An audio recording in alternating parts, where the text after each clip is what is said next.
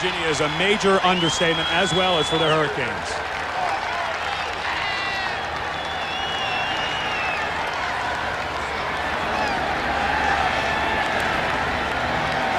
Todd Severs back to kick for Miami. Terry Porter and Antonio Brown back to receive for West Virginia.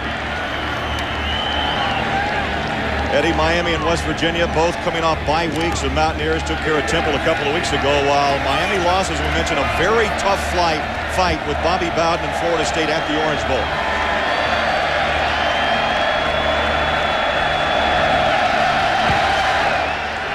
Underway in Morgantown. At the 11, Terry Porter. Porter at the 25-30, and on second and third effort is stacked up and knocked down at the 28-yard line. 18-yard return. We look at that West Virginia offense. The quarterback is Mark Bolger, has thrown for 12 touchdowns, only a junior from Pittsburgh. Mark Bolger, a lot of people wondered about him a few years ago. He's come in and done nothing but good things for West Virginia. Has a great grasp of this Mountaineer offense. Very efficient quarterback.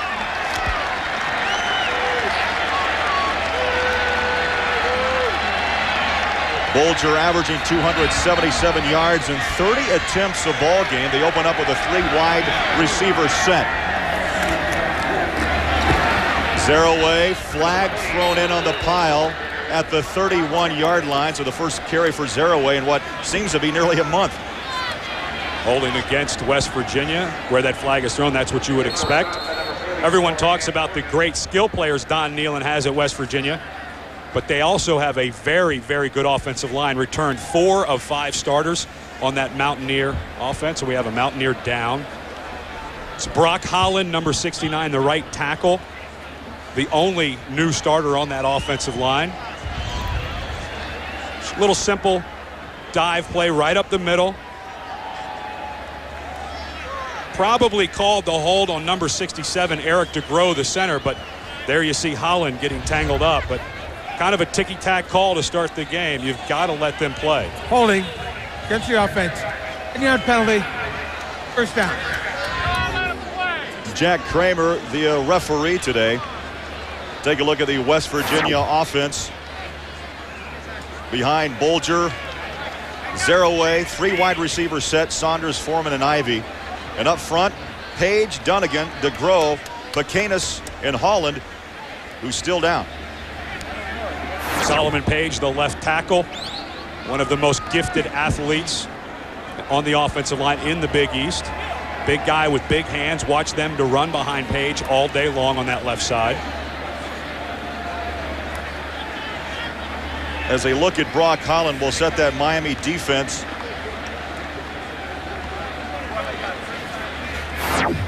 And up front, it is Hips, Sweeney, Lewis, and the sack man, Derek Ham. Ham with 5 quarterback sacks. Dan Morgan and Nate Webster, 2 of the best linebackers in the Big East. The DBs, Fitzgerald, Blades, Reed, and Rumpf. Eddie, 3 freshmen and a sophomore in that Hurricane defensive backfield. And Rumpf, a true freshman, will be tested all day. Here we see Holland walking off of the field. He was the new starter. Mark Bolger, though, Craig, when we sat down with Dan Simrell, the offensive coordinator, I loved his quote about Bolger. He said he's tough where it counts, between the ears. Bolger has a great grasp of this offense, can change the play at the line of scrimmage anytime he wants, as long as he's aware of the situation on the field. Yeah, he is a studier of game film. They have to throw him out of the complex night after night. And I tell you, the study pays off. 6 straight games with at least 2 touchdown throws. And he loves to spread the ball around to all those weapons. First down at 22 from the 17-yard line. Another flag down. Zeraway again squeezes through traffic and loses his footing at the 32-yard line. How dangerous is Amos Zeraway? You just saw the speed and how quickly he can attack a hole. Delvin Brown made the tackle. The officials getting involved early. Offside. Defense. Penalties decline. Second down. Let's take a look at the Sun America Virtual Playbook, a play that West Virginia just ran at that Miami defense. Because of the abilities of Amos Zaraway, they're going to run a lot of toss zone today. Bring the wide receiver in motion to help Solomon Page block on the outside linebacker, and then it's just up to Zaraway. Use his vision, find a seam. That time good for a 15-yard gain. West Virginia will use that play time and time again today. 16-yard pickup by Zaraway. Bulger has the ability to change the plays up at the line. Again to Zaraway. First down, West Virginia at the 41. Nate Webster, their fine middle linebacker, made the tackle, a sophomore from Miami. And Zaraway right now having his way with that Miami front. Real simple play, Craig. It's just up to the offensive line. You've got DeGrow, you've got Dunnigan in the middle, knocking around Damian Lewis. Nate Webster, the linebacker, gets popped in the mouth. This offensive line has come to play. Very apparent that they're just going to pin their ears back, come off the ball, and let Zaraway find the seams. Zaraway packed at 5'10", 200-pound junior. 4 wide receivers, 1st and 10 from the 41.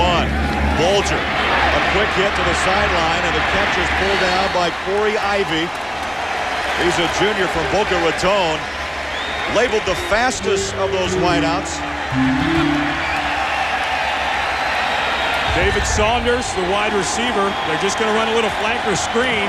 That may go down actually as a running play, Craig. Even though it's thrown way out there, the ball thrown behind David Saunders, maybe behind the quarterback Bulger, but Saunders missed 1997 with a ACL injury. He's back.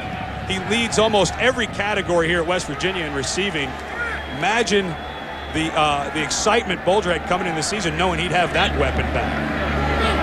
Well, we'll see Ivy today, 8-6. Zaraway breaks 1, 2, 3 tackles to the 40-yard line. Al Blades, who makes the start today at the free safety spot, made the tackle. Of course, the Blades name, Eddie, very well known around Miami. His brother Brian and Benny played.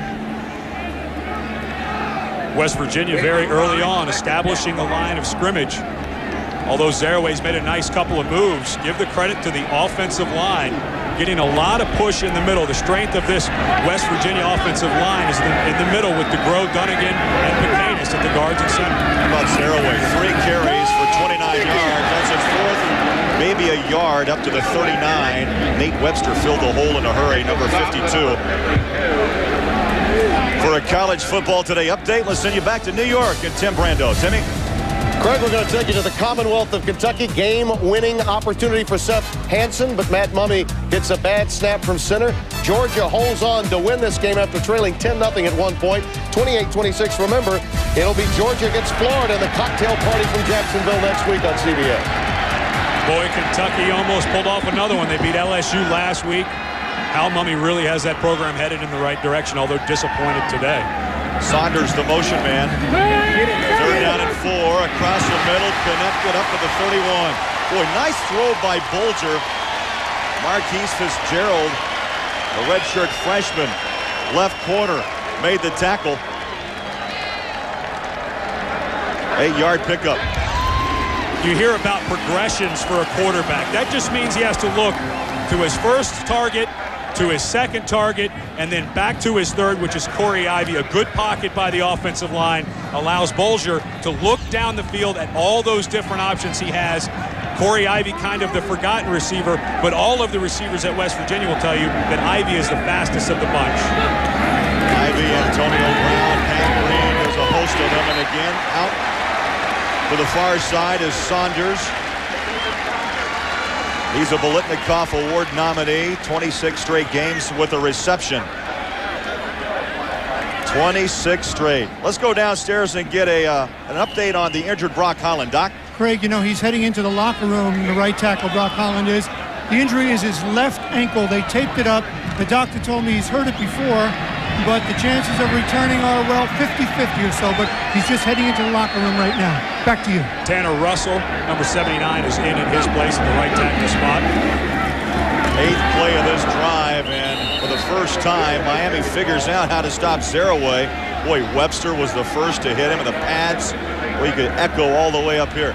Boy, you want to The way you stop a great offense like West Virginia is with players like Nate Webster. You know, he's kind of overshadowed by Dan Morgan, the great sophomore linebacker. But Webster, the one thing Miami linebackers have always been able to do, and this group does as well as any of the old Miami teams, is run. Nate Webster, very fast, very explosive, got up through the line of scrimmage at West Virginia and made a nice top stop on Zaraway. Hurricanes show blitz on 3rd down 4.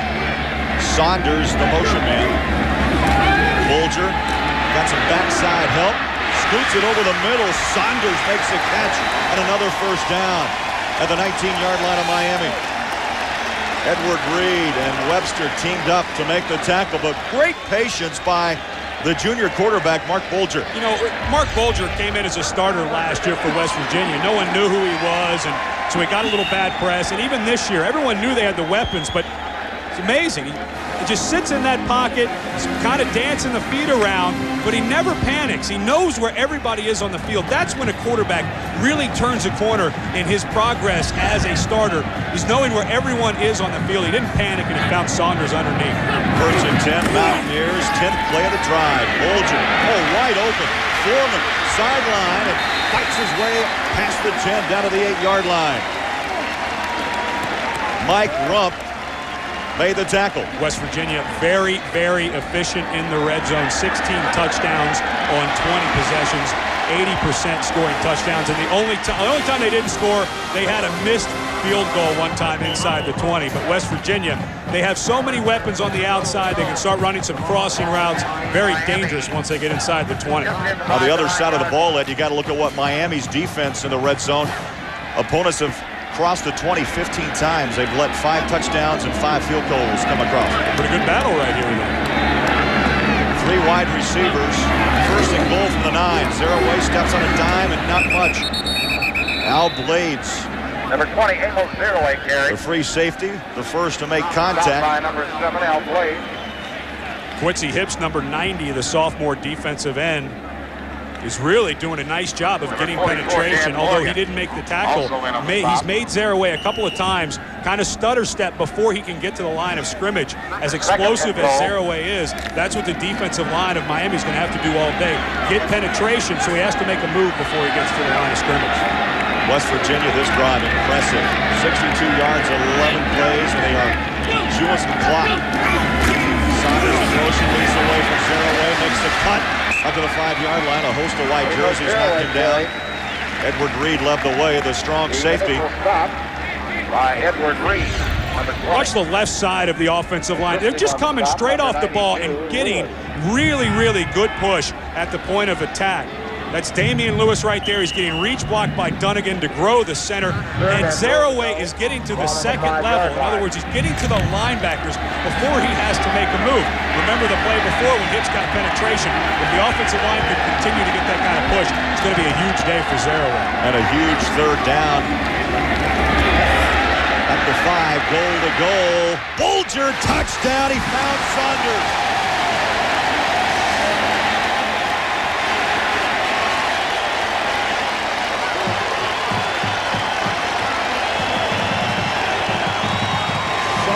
With his 4th touchdown reception of the year. With a quarterback like Mark Bulger, you're allowed to do so many different things. Here, little play action pass, rolls out. He's looking for somebody running parallel to the line of scrimmage, able to throw back across his body. Saunders takes a shot in the mouth, but Saunders did a great job of finding the open seam in the back of that end zone. He was not open early in that route. Jay Taylor will try the point after. Has not missed a point after in his career. 93 of 93. West Virginia and Saunders on top. Saunders looks like a war wound after catching that 5-yard touchdown. 13 plays at 71 yards, nearly 7 minutes off the clock. Yeah, it's one way to slow down a great offense is keep them off the field. Oliger with the kick. James Jackson tries to take it up the far sideline. Good special teams coverage by West Virginia to the 25.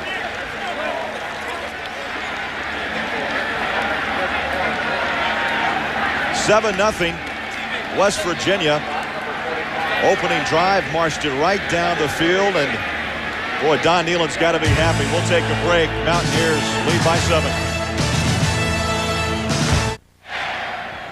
60,000 strong here in Morgantown. West Virginia marches down and scores on their first drive. Miami now on offense. Scott Covington, fifth-year senior, has thrown for 12 touchdowns and only 1 interception. Could there be trickery? Remember, on that opening kickoff at Florida State, we saw an onside kick. Butch Davis likes to throw a few tricks at opponents, but would like a simple pitch play outside.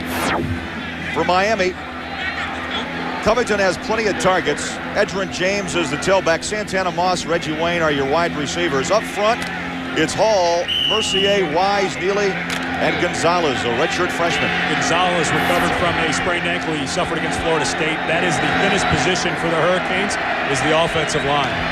From the eye, James looking for blocks. Oh, he got his head turned around, and a flag comes down at the 38-yard line. And the helmet, luckily, he looks a little dazed coming up. God, it messed his hair up when they... Oh, no, that's just the way his hair is, I guess. Miami not going to panic. They have to stick to their game plan. They really like to establish the run. They have Edgerrin James backed up by James Jackson, backed up by Najee Davenport. Personal foul, face mask, against the defense, 15 yards from the end of the run, first down. Real nice job of Edgerrin James. You got all the big guys, Nick Williams out there in front, Mercier out in front as well. Nice job of waiting for the blocks to develop, gets down the field. Wow, that's how somebody gets hurt. Defenders, you know, not trying to hurt somebody, just reaching out trying to grab cloth, but boy, that really spun the head around of James. Good to see that he was not injured on the play. First and 10, 45-yard line of West Virginia. James tries to shake off the face mask, turns the corner, down the sideline, and steps out near the first down marker at the 34-yard line. Let's set up that West Virginia defense. And it is led by John Thunder Thornton, 300-pound defensive tackles. The linebackers, Stills and Green, will cover the outside. We'll check out the defensive backs, Fisher, Porter, Tompkins, and Davis. Jerry Porter, a former wide receiver, switched to free safety this year, just starting to get comfortable. Only his 6th game at that position while at West Virginia. Already 3 carries for Edgerrin James for 26 yards. Covington wants to throw, swings it out of the backfield. James stumbles on his feet, breaks a tackle down to the 11-yard line. Oh, what a run. Edgerrin James, 6'1", 220-pound junior. Watch the right guard, Damon Neely. He's going to drop underneath and get out in a little screen play set up. See Neely kind of biding his time. Great job of running with Barrett Green. Barrett Green had one-on-one coverage against Edgerrin James as an offensive lineman. You have to watch for that man coverage. The minute you see Barrett Green going out in coverage, you got to go get in his face. Nice job, Damon Neely. Boy, so far it's been Edgerrin James' drive, but that time, Gary Stills, who's coming off a cracked kneecap. He played the first game against Ohio State. He has a heavy brace on that knee, but he is so quick, Eddie, on the first and second steps that he comes in and stops James. Not quite as quick as he usually is, though. That brace, he's got a big pad on the left knee. He cracked the kneecap last year against Notre Dame, cracked the same kneecap this year against Ohio State. Not quite as quick as he usually is. A loss of 1, second down and 11. Reggie Wayne in motion. Covington going to the end zone, out of the backfield. The catch by Nick Williams, the fullback. Boy, Nick Williams is one heck of a weapon for Miami. Doesn't get a lot of touches. Came in the game with only 3 receptions. Has really good hands out of the backfield. 265 pounds, a punishing blocker. Just a real nice weapon for Miami. A good changeup to use Williams out of the backfield. You know, so far it's interesting. Covington's going to James on the pass. He's only made 6 catches. And now the 4th for Nick Williams on the season. Possibly Miami seeing that the West Virginia linebackers are too in tune to rushing and not covering the backside of the backfield. 3rd down, 5. Covington. Incomplete. Andre King, a sophomore from Fort Lauderdale, turned around, couldn't quite come back. Andre King, another one of those baseball players, played 5 years in the Braves organization, but Covington has been late on his last 2 throws. The Nick Williams throw, he threw it on the target, but it was just a tad late. But Andre King came out of his break. Covington should have hit him right away, and King may have had a chance to fight into the end zone. Andy Crossland, 2 of 4 on the year, his longest from 41. This will be a 23-yard kick for the left footer. And it's up and good. Crossland from 23. So West Virginia marches down, scores a touchdown. Back comes Miami with a 3-point field goal.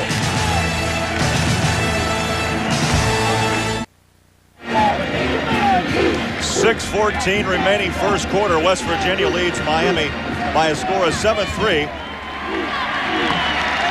A huge first drive for Miami coming into a hostile place like Morgantown, West Virginia. Miami had only scored 1 time on their opening possession. Now they've made it twice on the season, but they had to go down and get something on the board, take away a little of the momentum that West Virginia got in that opening drive, but a huge drive for Miami to open the game. And you really don't see any lack of crispness, so to say. Both teams coming off those bye weeks. Yeah, sometimes there may be a little sluggishness after a bye week. Guys have had 2 weeks to kind of sit around and maybe get complacent, but both teams, the pads are cracking. Everybody's in. Of course, beautiful day always helps too. Maybe it's tougher on the coaches and the players. Short kick taken at the 6. Porter. Oh, he is upended at the 22. Well, David Saunders was knocked around after catching that touchdown. Let's go downstairs and get an update with the doc. He was knocked around by Fitzgerald, the Miami defensive back who came in late. Saunders dropped the ball, but of course he had possession.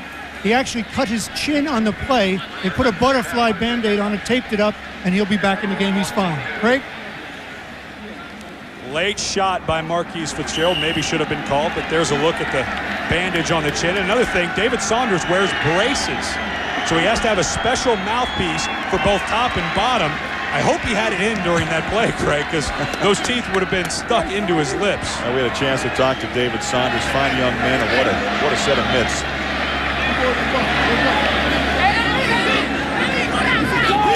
Second offensive possession. Zeraway breaks it up for a couple of 3 to the 25. Boy, explosive. That's an understatement.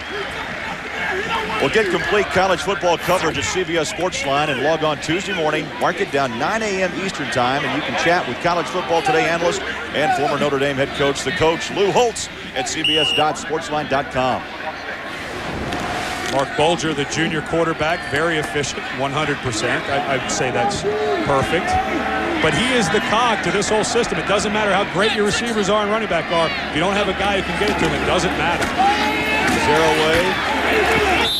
Good read by Miami's front. A loss of 2 back to the 23-yard line. Nate Webster. Boy, I tell you, he can cover up. He can run sideline. He can plug the hole. Good job by Dan Morgan, the other outside sophomore linebacker, like Nate Webster. Sealed it in so Webster could come from his inside linebacker spot and make the tackle. Morgan came in as a fullback to Miami, rushed for over 2,200 yards his senior year in high school. Came thinking he was going to be a fullback. They switched him to defense because of numbers, and they'll never send him back to offense. 3rd down and 8 from the shotgun. 4 wide receivers set. Bulger connects. Saunders breaks a tackle. 1st down, West Virginia at the 37. Delvin Brown, the free safety, along with Danny Morgan, made the tackle. And let's check in downstairs. John Dockery. Craig and Ed Cunningham, it was interesting to watch Butch Davis before the Miami defense came back on the field. He went over and had a little chat with them, animated, and said to them, look, you guys are getting some penetration, that's fine, but you're not getting enough pursuit, you're not lively enough. Now get to the ball or else they're going to blow us out of town. Let's see how the Miami defense reacts. Butch Davis is absolutely right. You have to get inside-out pursuit or that penetration means nothing. Play fake to Zeraway, home run ball down the field and just overthrown by Bulger.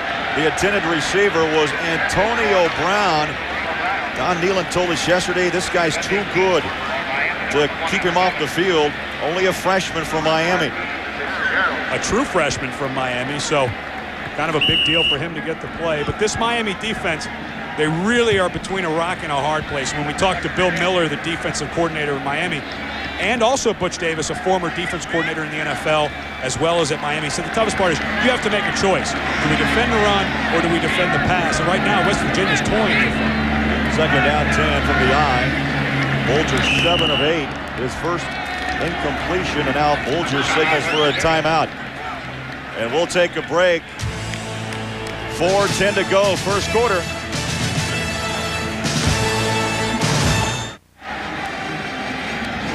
It is homecoming in Morgantown.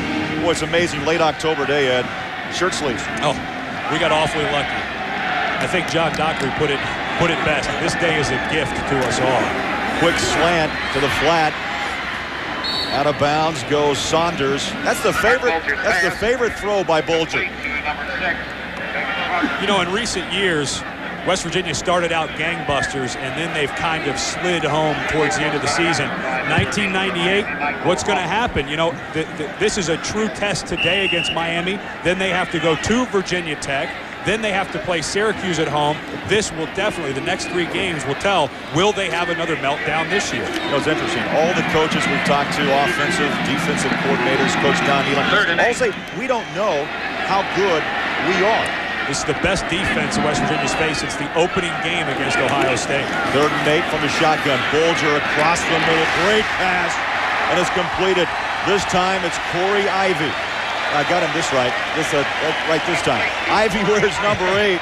He is the fastest of those wideouts, and what a great slant pass. If Miami wants to slow down this West Virginia offense, they're going to have to start getting some pressure on Mark Bulger. There's a lot of time in the pocket. He's able to set his feet, throws it a little behind Ivy, but West Virginia's just layering the field behind that great protection of the offensive line. Ivy, kind of the forgotten guy, but like we said earlier, he is the fastest receiver. Sometimes they'll use him as a decoy down the field. Under 4 minutes remaining in the first quarter. And now Bulger didn't like the defensive set of Miami. And boy, you got to burn 2 timeouts in the first quarter. Yeah, can't get rid of those this soon. Well, next Saturday on NASDAQ College Football, Quincy Carter and two-way star Champ Bailey lead 11th-ranked Georgia against Doug Johnson and the 5th-ranked Florida Gators. A classic SEC showdown. Check it out next Saturday on CBS. You know, Craig, we've got the week off, and that's the largest cocktail party in the world. I don't see any reason. Halloween weekend, Jacksonville, Florida. Just make the trip. Just go straight from here. Look at it next week. The SEC East standings. Tennessee has a stranglehold on the conference. Florida, though, sitting there nipping at their heels, and Georgia is still in the race. So it'll be a big game to jockey for some position down the field. The SEC, of course, was rocked with news last night that Terry Bowden stepped down at Auburn. Auburn in the SEC West, kind of shocking. And, you know, Craig James, in the pregame show, I agreed with him. He said it was an emotional decision by Terry Bowden that should have waited, if not for the end of season, at least until Sunday. And I think Craig made a great point that Terry Bowden maybe got caught up in the emotion of the deal and quit yesterday at Auburn. Great point. I thought Craig James made another interesting observation. You know, he talked about the Auburn family. He left behind a lot of players, and of course those he recruited puts that team in a tough situation. 1st and 10, ball on the 44-yard line. Saraway leans across the 45 up to the 44. Derek Am made the tackle. You start to see the Miami defense, a lot of white shirts starting to get around the football. You have to gang tackle a guy like Saraway. He's not a big guy at 5'10", just over 200 pounds, but he's extremely strong. He bench presses over 450 pounds. You have to get guys around him, so when he goes for those little cutbacks, somebody's standing there waiting for him. Miami's starting to do that on defense. You know, also, West Virginia can use him as a decoy. Miami has to play him square up. Bulger, quick drop, quick throw, connects. Well, those quick slant routes have been open all day. Sean Foreman pulls down the football. Nate Webster, along with Nate Brooks, made the stop. Miami has always been, under Butch Davis, a zone-first type of defense. They're going to try to get pressure up the middle with their 4 defensive linemen. Not a whole lot of blitzes from Miami. Bulger takes a late shot, got to throw the flag. Ball's gone, 2 steps, flag has to come out. These officials missed a late hit on the touchdown to Saunders in the end zone, and I believe they missed it there as the hit was late on Mark Bolger. 3rd down and 2. West Virginia 5 for 5 on 3rd downs, but not this time. Oh, I don't think there's any real question what Don Whelan was going to do here. He sends in Becht. He sends in the fullback, number 49, Anthony Green. They will bring in the heavy people for a 4th and short shot. Get a look at Zaraway's hair when we met with him the other day. Had a huge, out-of-control hair. There he is cutting back. Good job by Nate Webster. Able to take on the block and see the back and come back and make the tackle. And here they go for it on 4th down like we suspected. West Virginia 6-9 on 4th downs this season. From the eyes, Zaraway made a move. I don't see a flag. There is not a flag on the play. Zaraway actually went in motion. He threw his hands up because he knew he made a mistake. But as long as Zaraway runs parallel to the line of scrimmage, does not make a move towards the line of scrimmage, Zaraway gets off early on the screen. He starts running in that direction. But look how he is running parallel to the line of scrimmage. Totally legal. They had set up the fullback dive to Anthony Green. That is not a penalty by West Virginia. Zaraway, just like he's in motion, even though he was a little early. Well, maybe the first sign of rust for Zaraway, who had the deep thigh bruise 3 weeks ago and really hasn't practiced for nearly 3 weeks. You know, a thigh bruise is a very weird injury as we look at the measurement. Half a football for the first down. But a thigh bruise, very strange injury. It doesn't hurt that bad after it happens, but your leg gives out on you. You go to take a step, it actually gives out on you. I had one my second year in the NFL. A back hit me right in the thigh. It took me a week before I could really walk again, and that was the problem. Could have played against Temple if he had to. Decided to rest him knowing that they had the bye week to get ready for Miami. But you're right. He hasn't had a lot of practice time. But that time, you just got to remember the count. You don't need to practice a lot to remember the count. Well, he threw his hands up, held onto his helmet. 1st and 10, 34-yard line. Bolger on the rollout, feels pressure. Well, what a nice throw. You know what? He put it right where it had to be, down low. Sean Foreman dug it out of the turf, but a flag is down. Back inside the 40-yard line, Nate Webster was bringing the heat on Bolger. Boy, Craig, you were absolutely right. Bolger, the one thing he is very accurate. Roughing the passer against the defense. Half the distance, tack down at the end of the run. First down. Such a big call because you heard the official say tacked on at the end of the run, a completed pass. Bolger on a big rollout, breaks contain, and makeup call. That's all you can call that. Nate Webster didn't even barely touch him. But you got to figure that Bolger went back to the official on the play before and said, how did you not call me? Miami struggles with penalties. They have 17 more than second place Syracuse. But that, to me, Craig, was really a makeup call on Nate Webster. I won't argue that. But Butch Davis has to be very upset that the penalties keep coming, averaging nearly 12 flags, Eddie, and 104 yards a game. Corner route, up and in. Touchdown. Foreman.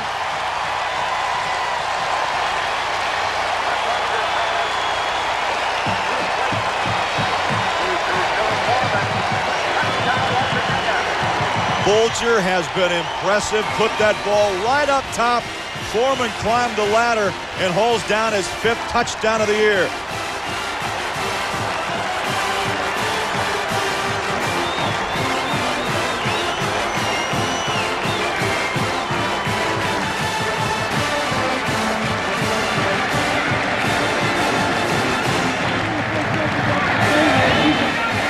Chip shot by Taylor.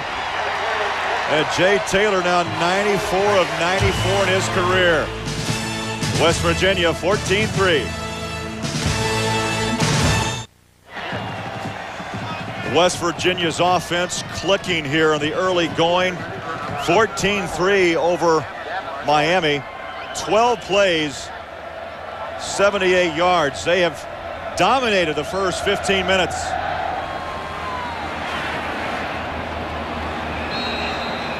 Kick goes out of bounds. Take a look at the last touchdown. Bolger to Foreman. Mark Bulger will pick you apart if given the time. Just a quick 3-step drop, little fade pass, get a lot of air underneath of it, so your big wide receiver, Sean Foreman, 6'2", goes up over Nate Brooks. Nate Brooks goes 5'10", never got turned around. This is a fade route from the word go. Bulger comes back, puts nice air under the ball, great concentration. Maybe even could have got Brooks for the interference, but a perfectly thrown fade pattern by Mark Bulger, and this is his 7th straight game with at least 2 touchdowns. Boy, impressive. 12 of 13, 116 yards. Miami on the reverse. Coming around the corner, Santana Moss. He's a game breaker and steps out of bounds at the 34.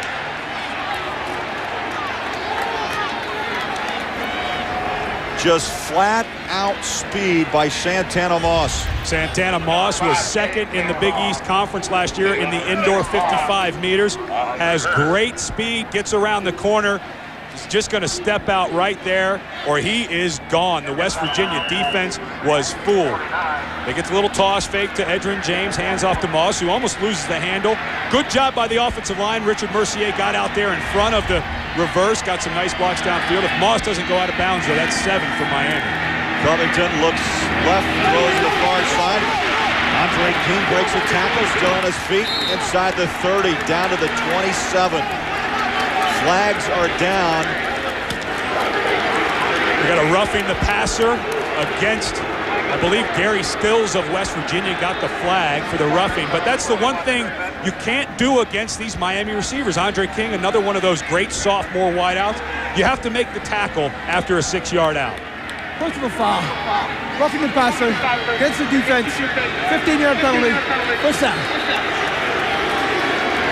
Again, the penalty is huge because it is tacked on at the end of the run. A big gain by Andre King.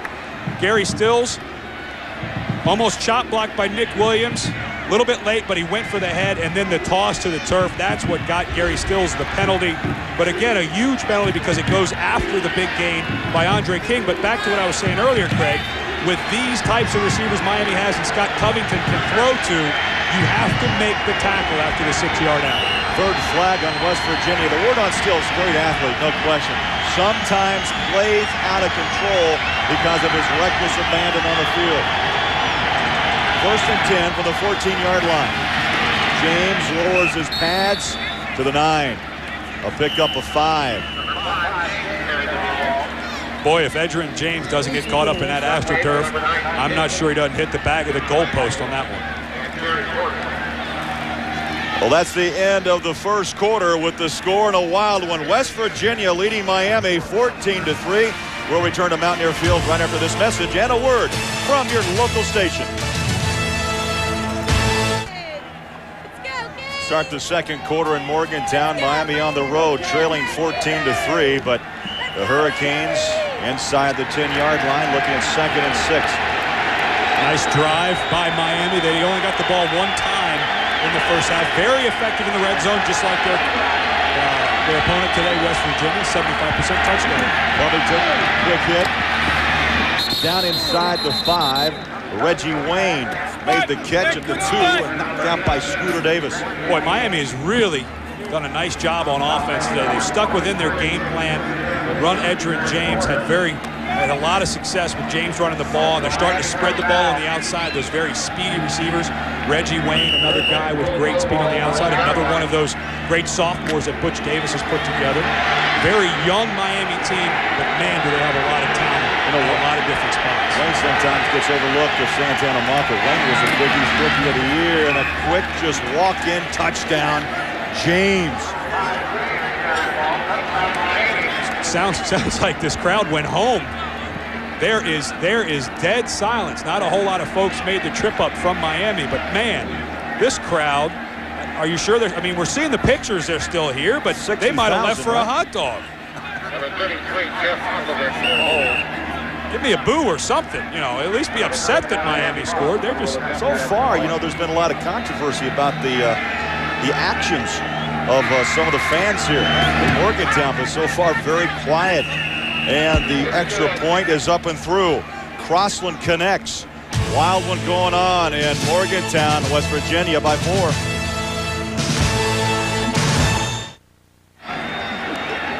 Craig Bullerjack at Cunningham and John Dockery back in Morgantown. Look at Edrin James. Boy, they hit fast. Oh, this Miami offense explodes. They're very quick in getting the ball into the end zone. 26 touchdown drives this season, 18 of them under 2 minutes, 11 of them under 1 minute, and 11 touchdowns this year have been on 3 plays or less by Miami. But you've got to wonder, how often do you want to put that West Virginia offense back out on the field? Well, and again, I mean, it's nice to find the end zone. The question is, Ed, how about the rest time for that Miami defense? Well, they better be in shape because they're getting a workout today. Antonio Brown. Not much to the 10-yard line, so West Virginia will start with their poorest field position of the day. Fitzgerald made the special teams tackle. And tonight on CBS, it's Early Edition, followed by Martial Law and Walker, Texas Rangers. It's America's Naughty Heroes tonight, right here on CBS. West Virginia's offense always huddles on the sideline. Taking a look at the numbers, Bulger has been very good. Covington doing a great job in his own right. Both of these guys have had very nice beginnings to the first half. But West Virginia, they huddle on the sideline so that when they come out, that the Miami defense won't know what personnel that they're coming out in. Right now, they came out with 4 wides. 4 wide receivers, zero away to Lamb, back on a nifty catch. Saunders turned that head just a little bit, but able to make the catch, and now some complaints about late hits along that near sideline. Fitzgerald and Reed in on the stop. Saunders lined up on the right side, came in motion again. Just another little screen, has tough time hanging on to it, but a really nice job by the strong safety Edward Reed, reading that play from the get-go and making the stop. Look at the numbers. Well, truly is the Goliath. Receptions first, yards first, 100-yard games, ranked number 1 in touchdowns. 4th. And let's not forget, he's missed 1 season of football. Last year, sat out, blew his ACL out during training camp. But David Saunders owns the record book here at West Virginia and missed a year. Saunders, 7 catches for 49 yards here early in the first half. Brings up a 3rd and 11 after the incompletion to Ivy. And in David Saunders' absence, Sean Foreman turned in a great year last year. Had 77 catches, which broke David Saunders' single-season record of 76 that had been set in 96. Well, Saunders says that's okay because Foreman's my best buddy. Yeah, I'll let him have 1 record. Bulger rolls out, fires, has a man wide open. Incomplete, just missed. Sean Foreman. Really the first bad pass that Mark Bulger has thrown all day. Foreman had the Miami defense beat deep. Really the first poor pass that Bulger has thrown all day. I want that one back. Foreman, a big target at 6'2", has great hands. Boy, Miami's starting to play pretty physical. Al Blade's got a great shot on Saunders, but that ball just spun Foreman around, was not able to get those huge hands up and make the catch. Edward Reed back to receive the punt. Good high hanger. Reed takes it at the 46. And Reed ridden down right at the 46-yard line. So a fine punt of 44 yards, no return. CBS Sports coverage of NASDAQ college football will continue after this message and a word from your local station.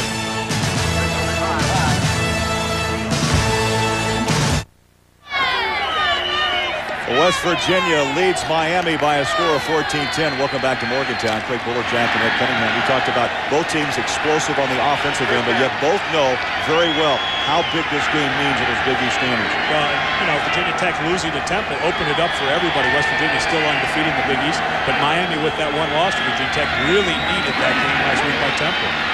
Edrin James high steps his way over the 50-yard line to the 47. Number 5, Edrin James carrying the ball.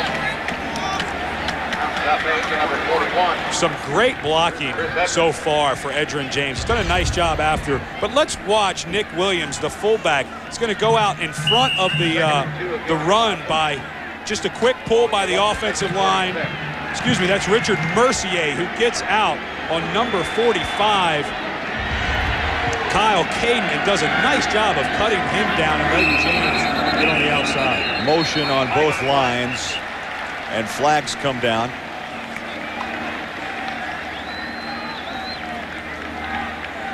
Well, we had a long drought of flags. The officials had to get back involved, I guess. Prior to the snap, false start, offense, second down. Jack Kramer making the call, today's referee. Robert Hall, the left tackle, was in a two-point stance. In other words, his hand wasn't on the ground. Just kind of started leaning back a little bit. Wasn't able to stop the lean.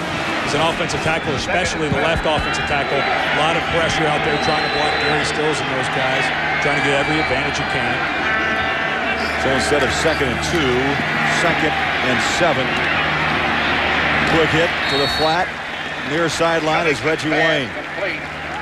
And a pickup of 7 down to the 47. Make sure you check out CBS tomorrow. NFL doubleheader starts you off at 1 o'clock. Baltimore, Green Bay, New England, Miami. And then the late games, Jacksonville, Denver, and John Elway, Cincinnati, Oakland, and Seattle and San Diego. Jacksonville, Denver, very interesting matchup of two great quarterbacks. John Elway of Denver and Mark Brunell, my former college teammate. Both of them very similar, how they run around and make big plays down the field. 3rd down and 3 from the eye.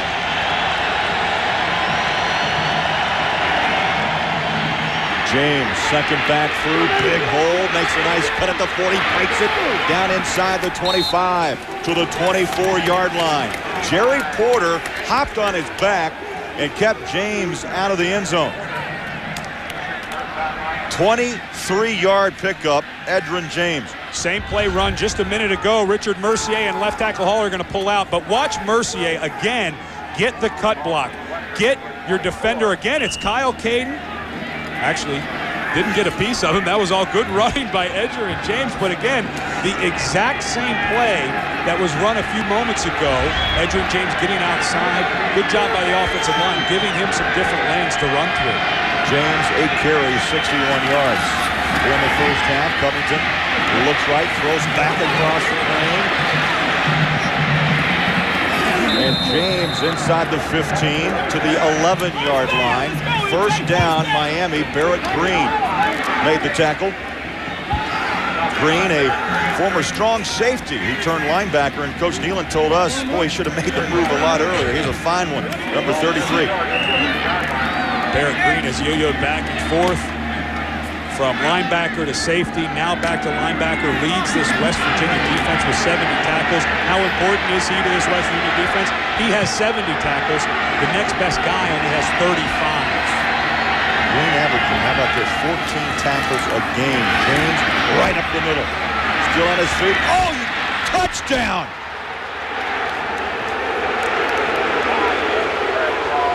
And that run brings a chorus of boos. The fans are here, but they are in shock.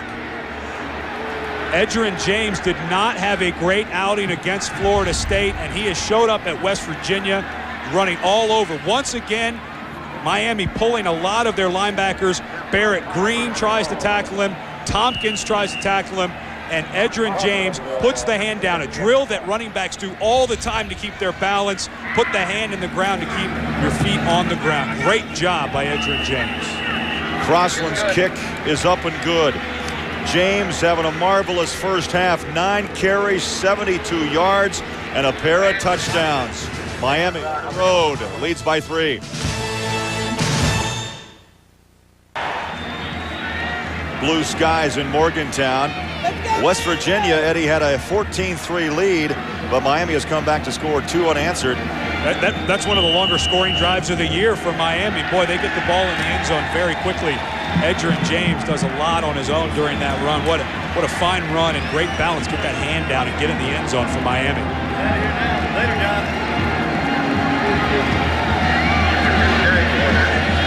Kick is away, line drive. Antonio Brown takes it on a hop at the 7. Brown dancing and then is knocked down at the 16-yard line. You talked about the power of Edgerrin James. Listen to this. Good job by the offensive line, and James is able to get through, and it looks like he stopped. Listen to the fans. They start booing because they thought Edgerrin James' momentum had stopped, and it did not. He just does a fantastic job after contact. It's one thing NFL scouts always talk about, yards after contact. 6 yards by Edgerrin James after Barrett Green hit him for the 6 points for Miami. There's a look at that hair again. It's amazing he can actually fit his helmet on. That's an exercise large, I think. Zeraway pops through, following the blocks of Solomon Page and Randy Dunnigan, the left tackle and left guard. It's interesting, West Virginia now in about the same boat that Miami was in after West Virginia scored their first 2 touchdowns. Not time to panic. Stick with what you know, and what you know is you got a great running back in Amos Zeraway, a very good controlled passing game with Mark Bulger and Sean Foreman and David Saunders. Continue to chip away and do the things you do best on offense. 11 minutes left, first half. Zeraway, well, he put his hand down and was down, but picked up a yard up to the 25. Nate Webster, middle linebacker, made the tackle. 220-pound sophomore from Miami.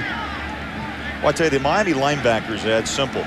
Great speed, and they have great, they follow the ball so well. And they're starting to get help from the safeties that are starting to creep up. The Edward Reed, the strong safety, and Al Blades, the free safety, are starting to come towards the line of scrimmage. Bill Miller, the defensive coordinator, said it's going to be a cat and mouse game all day. It just depends. Do we want to play the run? Do we want to play the pass? With Zeraway, I think we've got to stop him first. Third down 2. Bulger sets up and fires complete. Far sideline. First down. David Saunders makes the grab, and Mike Rumpf, the freshman from Delray Beach, pushed him out of bounds. A pretty good combination that West Virginia will throw at you. Eddie Saunders and Foreman. Big opportunity for Rumpf today. Amazing how many good players they have at the skill positions here. Miami has some great ones too, but the triple threat, these 3 guys, Saunders, Foreman, Ivy again, the fastest of the bunch, putting up huge numbers. But again, it goes back to Mark Bulger, the quarterback. You have to have a guy who's able to move the ball around the field. Zeraway, right down at the 42, picks up a couple. Edward Reed, the strong safety, knocked him down. There is just not a lot of room on this run by Amos Zeraway. Watch the pulling backside guard and tackle. You got Dunnigan, gets a little hook block. Solomon Page, there just wasn't there. You saw the little jump through the hole. Not much of a gain, only 2 yards, but there are very few guys at any level of football that when the seam's that small, they jump right through it, get skinny. Got to kind of turn the shoulders and get a gain on that small of a hole.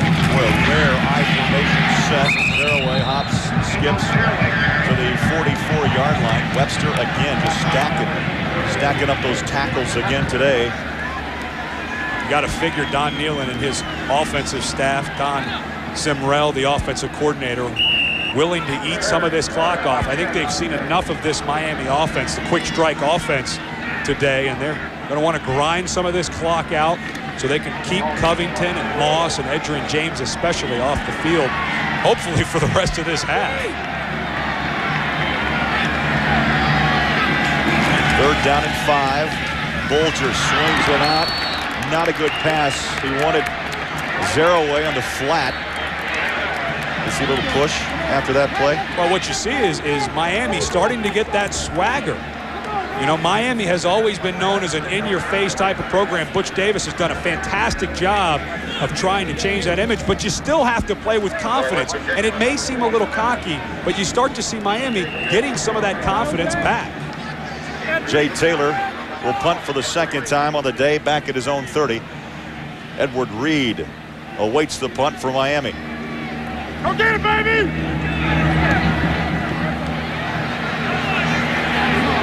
Good kick, flags are down, takes a West Virginia bounce. And oh, what a tackle down at the 5-yard line. It was Dave Lightcap. Great special teams hustle, but a flag down. Holding against West Virginia. Because of the poor field position of Miami, they will have West Virginia re-kick the ball and take the penalty. As a player, you don't have to look to the sidelines to know that you're supposed to accept that one. Let me see. Start on the 5-yard line or back them up 10 yards from the spot of the foul and have him re-kick. Holding against the offense. 10-yard penalty. Repeat, 4th down.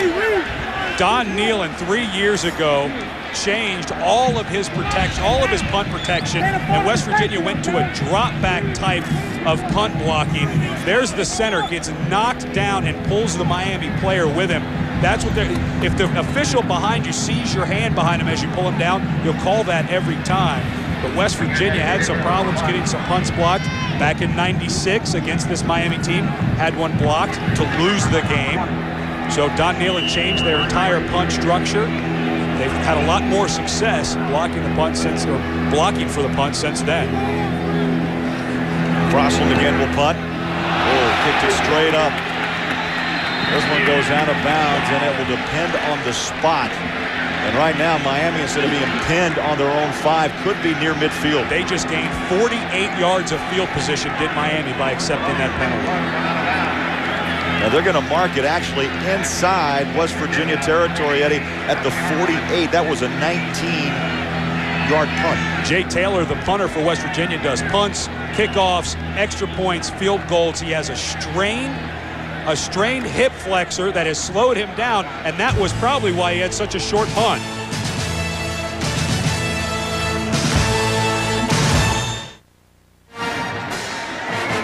Miami 17, West Virginia 14. Eddie, you bring the Sacks.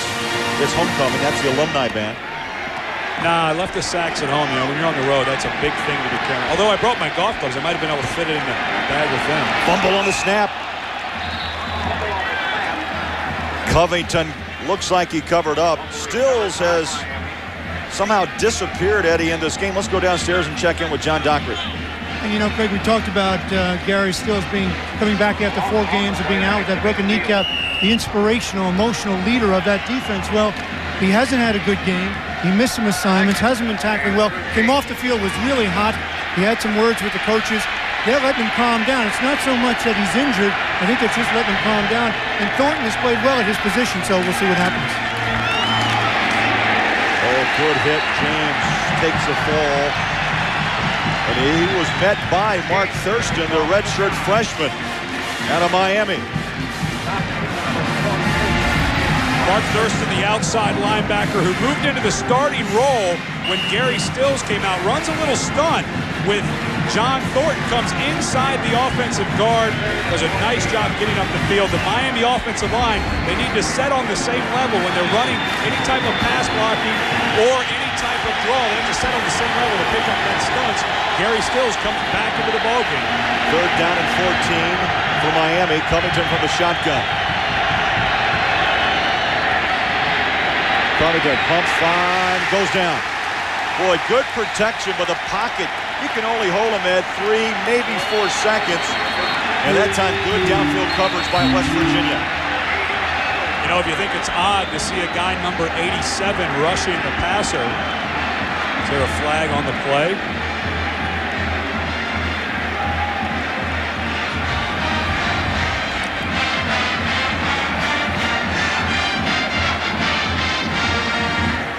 Sideline warning against West Virginia. Hey, where's the pushback coach? Need the get back coach, that's for sure. Don Nealon, the next time that's called, it is a penalty, but good job by West Virginia defense. But if you think it's odd to see number 87 rushing the passer, that's because Antoine Lake was moved from tight end to outside linebacker when Gary Stills was hurt against the Ohio State game. And defensive coordinator Steve Dunlap told us he's going to be a very special player for us at outside backer here at West Virginia. Crossland, the left footer, has it blocked. It's up for grabs on the carpet.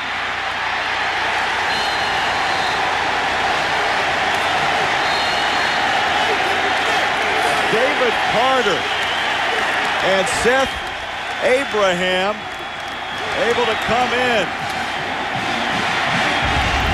We're going to see a jailbreak on the Miami front. David Carter runs in completely unblocked. Another stunt in the middle of that line by West Virginia totally confuses the Hurricanes' punt protection. And again, number 7, David Carter, is free to run right at the punter. A huge change of momentum here at Mountaineer Field.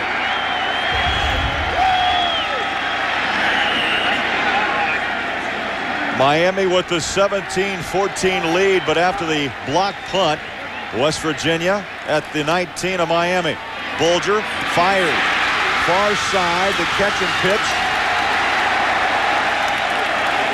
Sean Foreman, first down. The mark, Foreman down at the 5-yard line. Michael Smith and Edward Reed teamed up to make the tackle.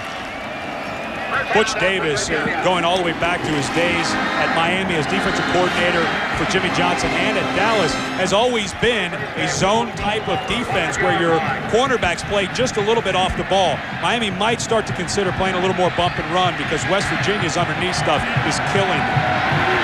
First and goal from the 5. Zeraway, the lone back. Zeraway gets the call, cuts and then back in, slashes.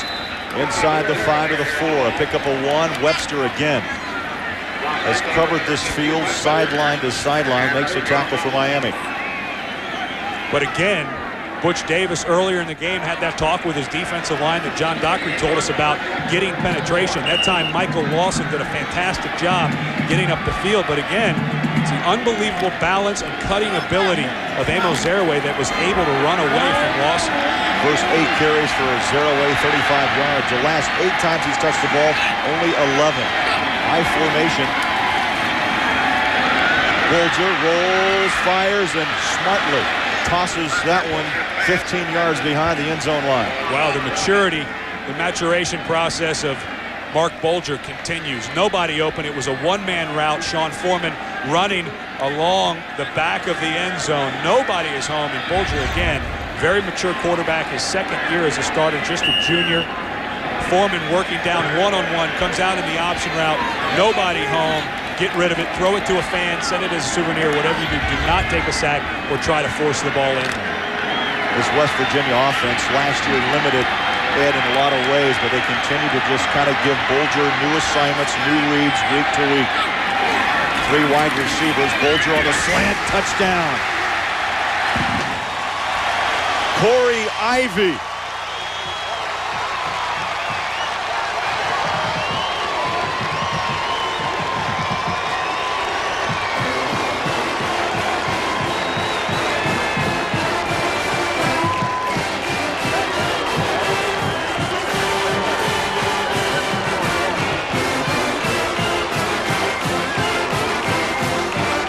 Second touchdown of the day. 14 on the season as the extra point is up and good.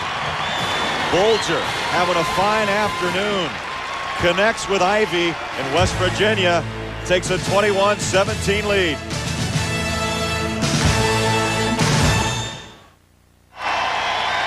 Bulger has the headsets on. West Virginia leading 21-17. Ivy takes it in from 4 yards, and boy, 1:11 Ed off the clock. Boy, you talk about the field possession battle. When you go in and start blocking kicks, turns the game around very quickly. Things looked pretty dim for West Virginia. David Carter gets the block and gives West Virginia great field position. They very quickly get it into the end zone. Oliger will kick it away for West Virginia. Good kick. James Jackson at the goal line. Jackson can fly and up to the 25. Now, a lot of block punts, a lot of big plays, of course, in this series. And Eddie, let's go back to 1996, 2 years ago. West Virginia losing a heartbreaker to Miami when Tremaine Mack blocked this fourth quarter punt, handed the ball to Nate Brooks, who scored Miami's game-winning touchdown. Last time the fans here at West Virginia saw this Miami team, they were running around this field celebrating a miracle victory. I remember the shockwaves that went through college football that night. West Virginia looked like they had a sure win. Tremaine Mack turned it around with one blocked punt. 5:11 remaining in this wild first half. Play action. Cleveland steps up in the pocket. He eluded the first man in black and gold. Blue and gold, that is, and is taken down at the 25, so he'll lose a couple. Coming up on the College Football Today, AXA, an equitable halftime report. Make sure you tune in. Timmy Brando, Craig James, and the coach, Lou Holtz. We'll get you caught up on all the scores and highlights on yet another monster day of college football across the country. Boy, as we roll into November, these guys are going to start getting real busy. Brando and James and Coach Holtz trying to keep up with the bowl championship series. All the wild things going on in college football. A loss of 1, 2nd and 11. James, the handoff. Edgerrin got just a little impatient on that play. Miami has run that play 4 or 5 times here in the first half where they pull Hall and Mercier, the left guard and left tackle. That time Edgerrin James decided to cut it up inside of them instead of following his blockers. Coaches will always tell a running back, hey, if you decide to leave your blockers, you're on your own. John Thornton, they call him Thunder, the defensive tackle, made the tackle. They put a lot of double teams on Big John Thornton, but this time was able to make the stop. Covington on the rollout, tucks and runs, and then out of bounds at the 32-yard line. They wanted to develop at a rollout package for Covington. He was under so much pressure 2 weeks ago against Florida State. They wanted to buy some time for Covington today. Well, you're going to have to buy time when a guy like Gary Stills gets off of the ball as quick as he does. He's going against Robert Hall, who goes down inside. Edgerrin James, don't know that that was a setup rollout, but Scott Covington saw Gary Stills get off the ball lightning quick. We thought he'd lost a step. Boy, you look at that film, doesn't look like he's lost a thing. Miami forced to punt. Crossman, the left footer, gets it up and away. Good hang time, fair catch. West Virginia will let this one bounce, and it gets a hurricane roll down to the 21.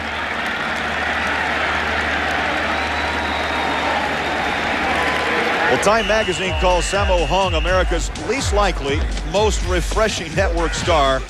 Don't miss all the lightning speed action on all new episode of Martial Law tonight on CBS. Well, he can do it all. Great entertainment this afternoon on CBS as well.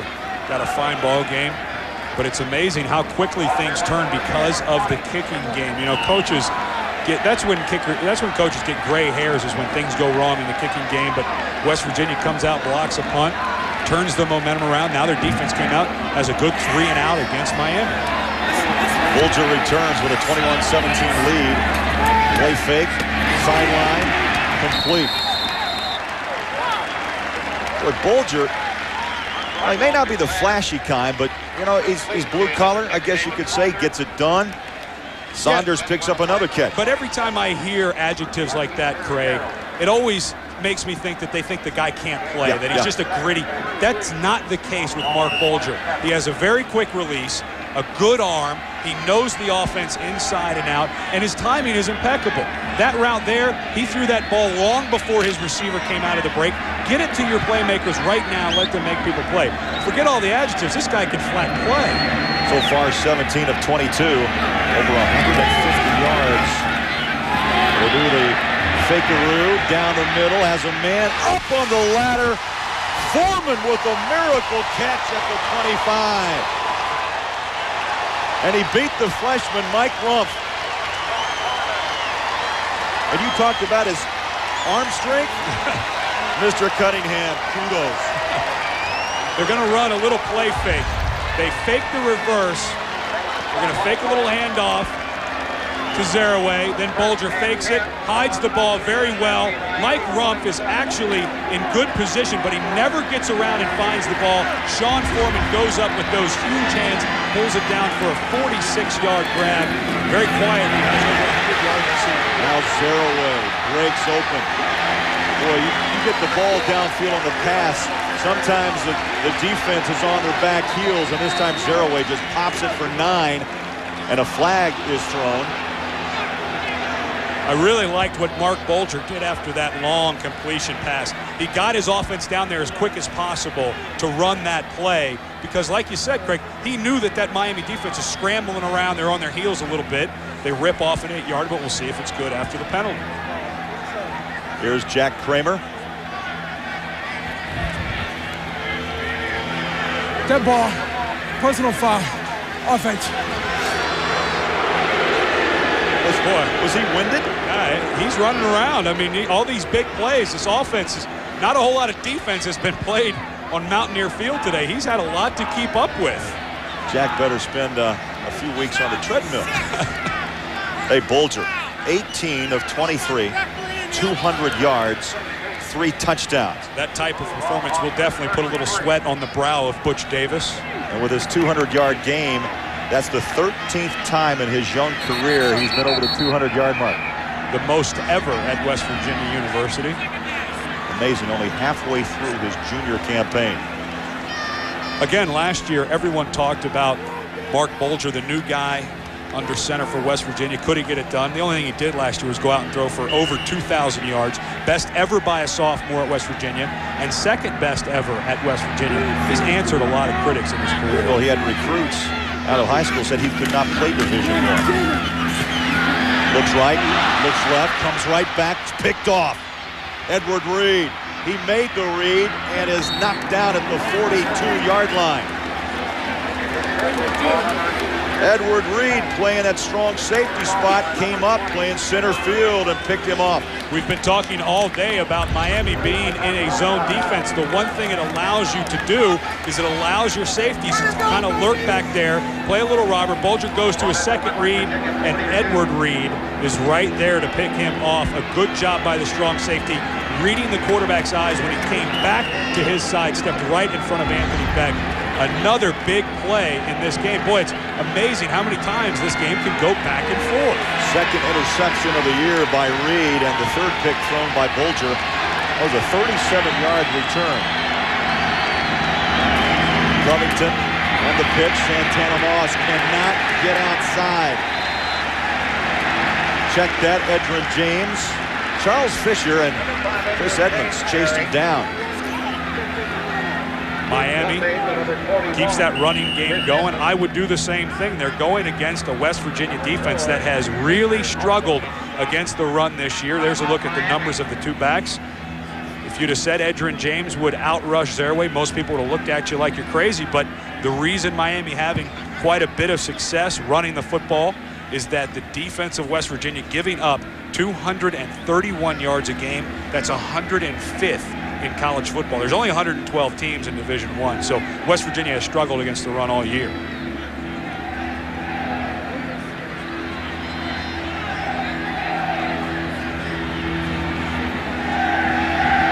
Well, next Saturday on CBS Sports Spectacular, 4-time Boston Marathon champ Bill Rogers and Olympic gold medalist joined Benoit Samuelson will be among the elite athletes to shine at the Sun America Runners Classic. Followed by Georgia and Florida NASDAQ College Football. The Bulldogs and the Gators Saturday, 3:30 Eastern. NASDAQ College Football on CBS. Two teams chasing, Tennessee and the SEC East, but an interesting play on all of that. I had a chance to talk to Tim Brando earlier in the week, so wouldn't it be amazing? Tennessee plays for the SEC Championship and loses. Florida may be able to sneak into that national championship game. Amazing if that's the case with the injuries that Steve Spurrier's had to deal with this season down in Gatorland. Now whistle stop play. Minute 32 before half. Here we go. Speaking of Tim Brando, Craig James and the coach Lou Holtz be along in just a few minutes with the AXA Equitable halftime report. Covington sets up, feels pressure, down he goes. Kevin Landell, second sack of the season and number 10 on his career. Kevin Landell lined up at the outside linebacker spot.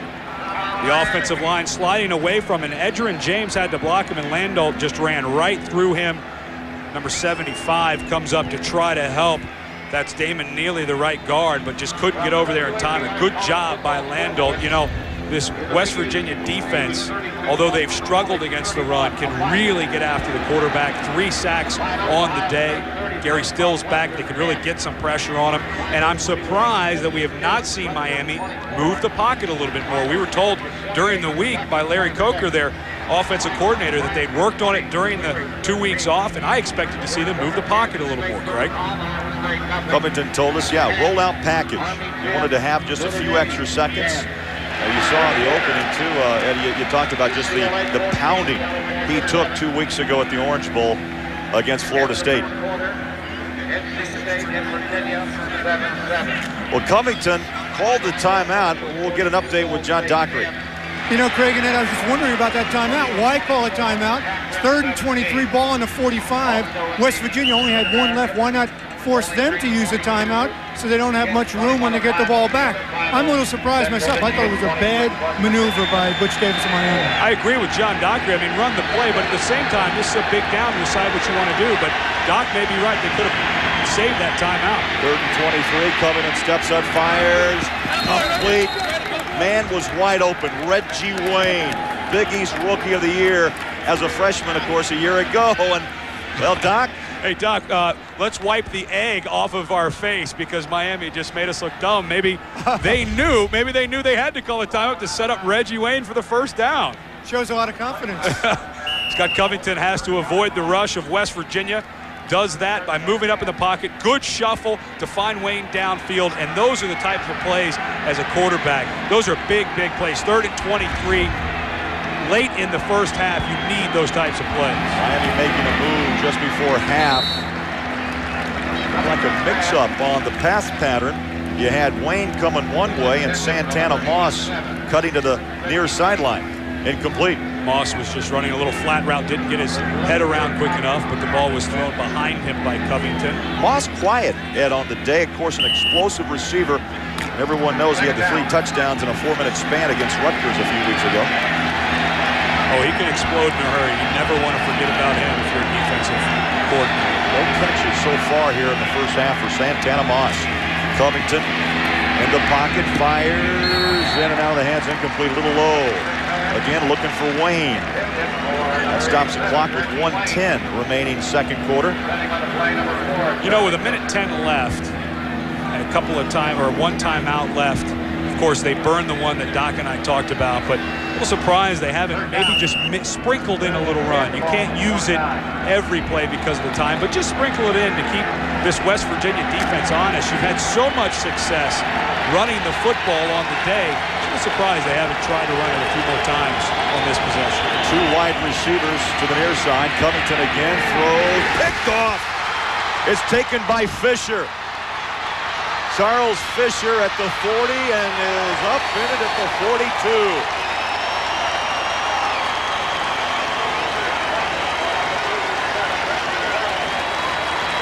Covington with only his 2nd interception of the season. Charles Fisher, another one of those converted wide receivers, now playing defensive back for West Virginia. Covington locks in on his receiver from the word go. Big mistake. A bad pass, though, really. Charles Fisher was in a zone coverage, and the pass was just poorly thrown by Covington. But when you start focusing in on a certain area of the field, the guys in that zone can really pick you off. 22-yard return, and off the hip.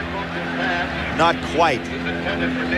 Saunders tried to do the hip catch, and Al Blades was on coverage. That stops the clock under a minute to go. 54 ticks on the clock.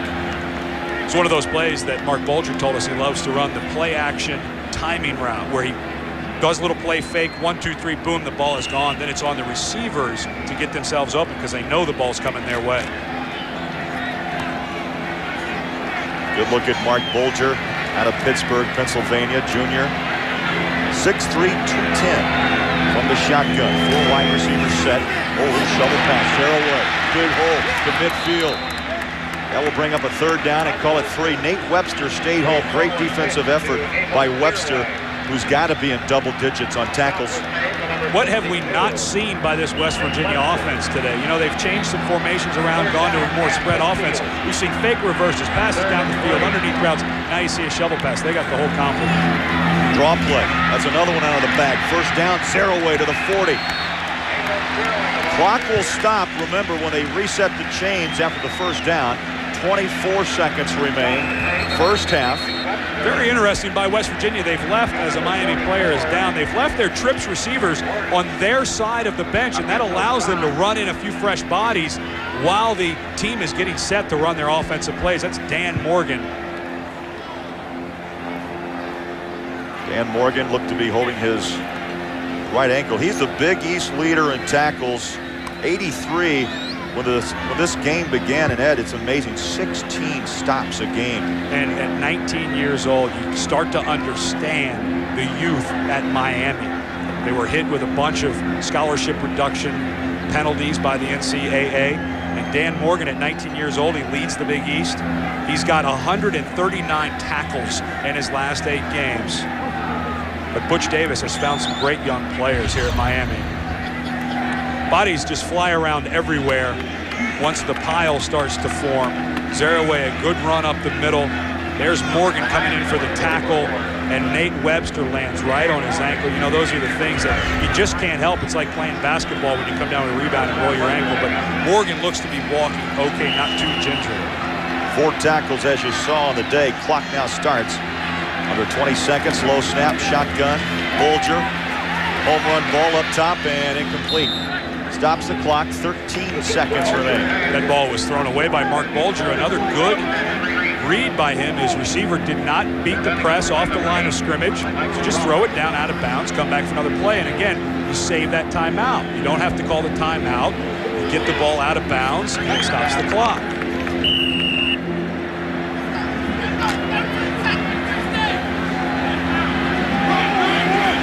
Second down, 10 from the 40. West Virginia trying to build on a 21-17 lead just before half. Bulger steps up, fires across the middle, connects, sets Corey Ivy to the 12. And that will again stop the clock. 6 seconds remain. Fade route. As they reset the chains. Fade route. You're calling fade? 6 seconds. You've got time for one more. Jay Taylor strolling out there, but if I'm West Virginia, I'm going to take one shot at the end zone. 1, 2, 3 step, throw it up, incomplete. You've got 2 seconds to kick it. If not, if you catch it, it's a touchdown. Huge momentum game. If I'm West Virginia, I'm going to take a shot. 28-yard reception. I don't know if Don Nealon is going to listen to Eddie C today. Should I take off the headset and scream, hey, Coach, you got time for one more shot? Jay Taylor looks like he's going to trot on. You think that guy wants to take one more shot, Bulger? You bet. You looked around, you saw the players coming off.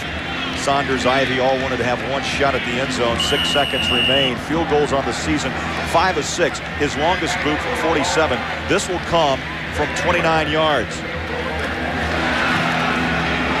And the kick is through the uprights from 29. So Nealon makes the call. They connect. Taylor now 6 of 7 on the year, and they build a 24-17 lead. Still 2 seconds left, though. I think Don Nealon could have maybe taken a shot into the end zone. But, you know, you put the points up. You go up by 7 points, ready to go into the half. Now you got to kick off, maybe get down there. There's 2 seconds left. I still think maybe one fade route with the 2 seconds left. I think that you should have maybe taken a shot, but that's just me. Of course, it's hard to argue with Don Nealon. I mean, 19 years, fifth all-time active coach in winning. Make sure you stick around. Coming up at halftime, our AXA and Equitable halftime report. Brando, James, and the coach, Lou Holtz. Scores and highlights coming your way. 2 seconds left here, first half, in what has been a up and down field battle in Morgantown.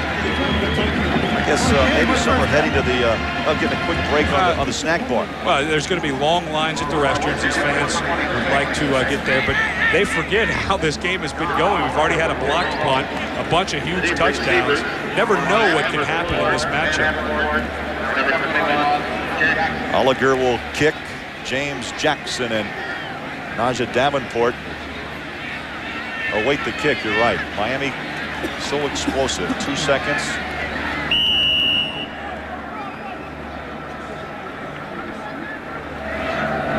Oliger the kick, smartly squibs it. And this one will roll into the end zone. So no return. No time off the clock, so Miami actually will come out and get one offensive play with 2 seconds remaining. Oliger got too much foot into that kick. He should have made it die on the field of play so that Miami would have had to touch it. It would have started the clock. If the receiving team does not touch it, it doesn't start. A good job by Miami. Heads up play, not to touch it, let it go through the end zone. Hey, now you get one shot. One shot for Miami. They trail by a touchdown, 24-17.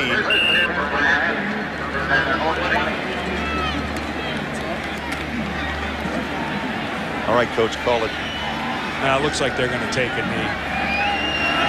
Covington took a knee. I cheated. I cheated. I saw the formation they were in. Let's go downstairs. John Dockery with head coach Don Nehlen of West Virginia. Coach, right before the half, you had 6 seconds left. Did you consider taking a shot for the touchdown and then kicking a field goal? Well, we were trying to take a shot for it the first time, but we felt we were better off. They were doing a good job on us, so we thought we took one shot, and then we tried to get it close enough to kick it. So you took the field goal. How would you describe the first half? Up and down, back and forth, lots of plays, lots of offense for you. Yeah, I think we've said defense back 30 years. Hopefully we'll try to play the second half, but it's a good game for the fans. It makes the coach nervous. Good luck, Coach. All right, thanks, Doc. That's the end of the first half. The score, West Virginia 24 over Miami 17. Brando, James, and Lou Holtz will be along with the College Football Today, AXA, and Equitable halftime report after this message and a word from your local station. Expect to see the same thing here in the second half. They'll continue to pound Edgerrin James. We have not seen James Jackson in the backfield. Larry Coker told us, the offensive coordinator of Miami, that they had to get him in the game, but James has been very effective. Oliger the kick. Jackson 6 yards deep and takes a knee. Now, Jackson was instrumental in a big game against Florida State 2 weeks ago at the Orange Bowl, but as you mentioned, Jackson has not been a factor in that Miami offense. Well, they haven't really had to put him in at all. I mean, Scott Covington has had a very good first half, although the one pick where he kind of read the one side of the field for too long and let the zone defense of West Virginia pick him off. But they haven't had to get James Jackson in there because Edgerrin James has been so effective. Like I said, another look at the stats of Scott Covington. But like I said, expect Miami to do the same thing they did in the first half and get a strong dose of Edgerrin James. 1st and 10 from the 20. We start the third quarter here in Morgantown. Hurricanes on the ground. James, big yards. 9, maybe 10, up to the 30. Cogdell made the tackle. Number 1, the middle linebacker. Cogdell, interesting story. Talk about injuries that will take away talent from a football player, but he broke his hip last year against Syracuse, one of the better tight ends around the Big East Conference, and really maybe lost a little bit, was trying to regain his speed week to week. He broke off a part of his hip. They had to go in and actually put a plate in to reattach it, and the coaches do not feel he's back to 100% yet. Hurricanes stay on the ground for a second effort, a couple of yards for James. Battles his way up to the 32, knocked out by 55, Gary Stills.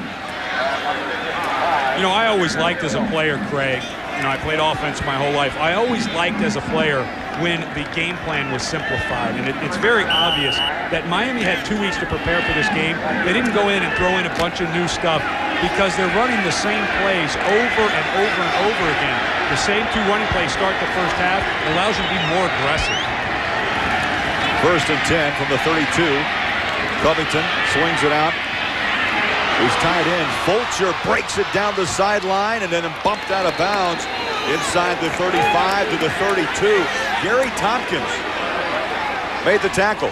These are the types of things that just drive coaches crazy. Mondrell Fulcher, a converted wide receiver, has great speed for a tight end.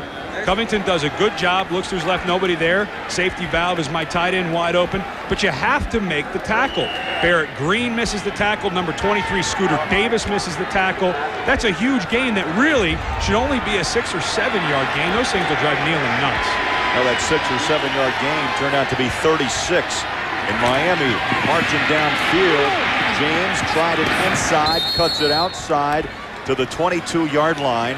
Porter, the free safety, made the tackle.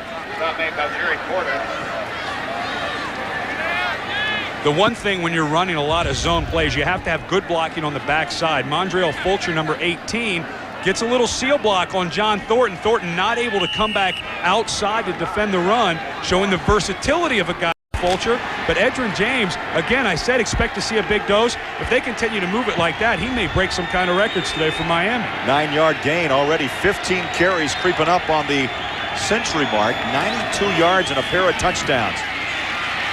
Trying to turn the corner, throws a stiff arm, and scoots out of bounds at the 20. Boy, what a nice move by Edgerrin James there. Gary Tompkins, the strong safety, had him dead to rights. Put a little stutter step on Tompkins and got around to get the first down. James is really running well this afternoon.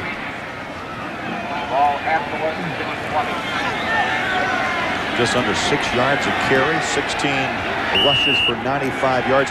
He was all Big East a year ago, ran for nearly 1,100 yards. Only the third running back at Miami to break 1,000. That is amazing when you think of the talent that has come through the Hurricane system.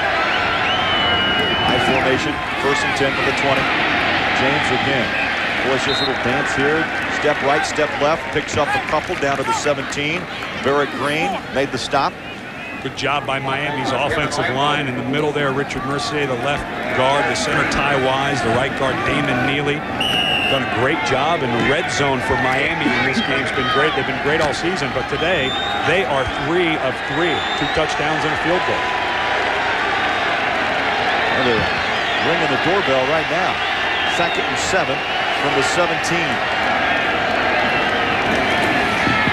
Covington fires and hooks up. Reggie Wayne, far side, out of bounds at the 7-yard line, pushed by Perlo Bastine. Perlo backs up Charles Fisher, one of the corners. You know, these fans from West Virginia just starting to kind of mill back into the stadium after getting their treats during halftime.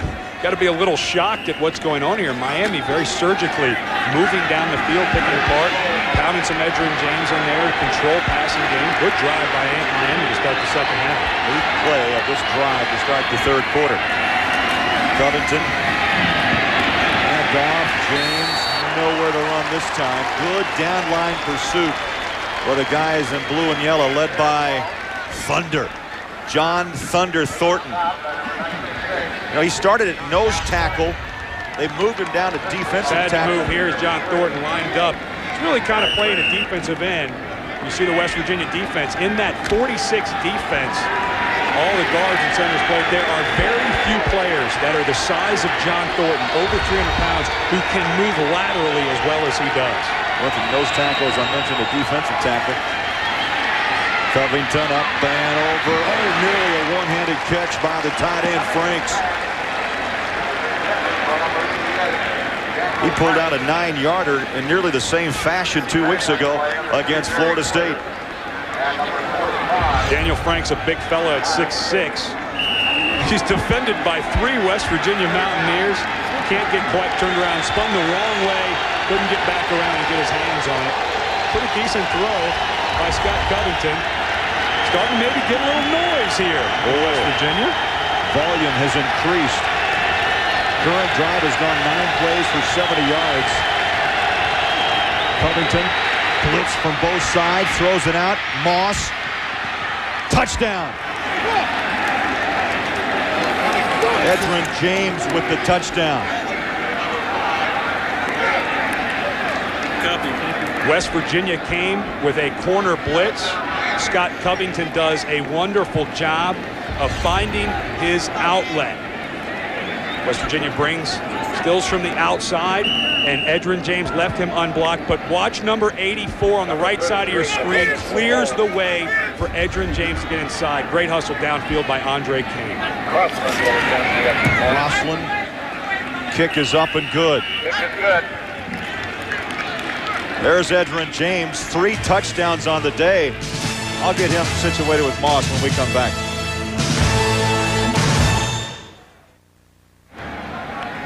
Homecoming in Morgantown. You can see the emotion, the importance, Ed Cunningham, of this game. Butch Davis throwing the hair back a little bit. 3:17 off the clock. Miami takes that opening drive, third quarter, and just marches 80 yards. Even when they have a long drive, it's still only 3 minutes and 17 seconds, but you can see the tension on Butch Davis. Don Nealon feeling it as well. This Big East race wide open. You mentioned homecoming. What's the deal with homecoming in the Big East? Got a great game here in Morgantown. Last week, Temple upsets Virginia Tech. Boy, it's poison to play homecoming games in the Big East. Short kick, Terry Porter. And Porter knocked down inside the 25 of the 24. So West Virginia will get their first offensive try here of the second half. And what a first half for Mark Bolger. 20 of 28, 235, 3 touchdowns and the 1 pick. And, you know, other than the pick and one other bad ball, he really only threw 2 bad balls. He threw 2 or 3 balls away.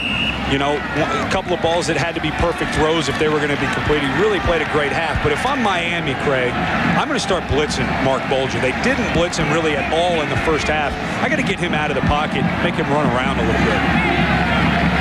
West Virginia will start with a 4-receiver set. Zeraway on the pitch. Nice cut back inside. Breaks a tackle. Well, what was a 1-yard loss turns up to be a 5-yard gainer.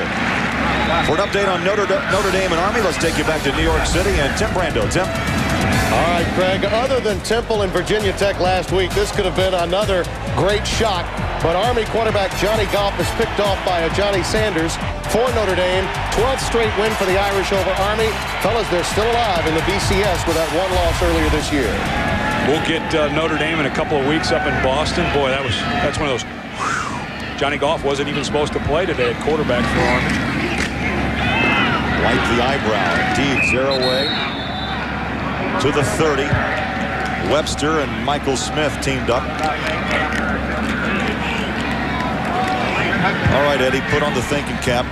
Our Aflac trivia question. Amos Zeraway is a Big East second all-time leading rusher. Who is number 1? Zeraway's closing in on him, though, very quickly. We'll give you a play to think about it.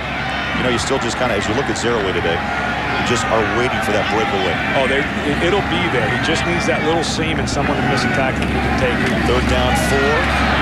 To the sideline. It's been bread and butter all day, but it's going to be short of the first down. David Saunders made the catch, but Nate Webster chased him down. You know, I was really impressed when we spent time with David Saunders the other day talking about his future. You know, missed last year with the blown-out knee. He said, you know, I'm not even worried about what NFL scouts think. I'm going to go out and do my job. I'm going to play hard, and the rest will take care of itself. Too many young players get caught up in this, am I good enough to go? Forget about it. Go out and play, and what happens will happen. If you do your best, good things are going to happen. Jay Taylor inside his 20. Good kick. Drives Reed back to the 10. And maybe 2 yards on a return. Tackled by Charles Fisher. 56-yard kick and a 2-yard return. Miami will have it when we come back. 24-all.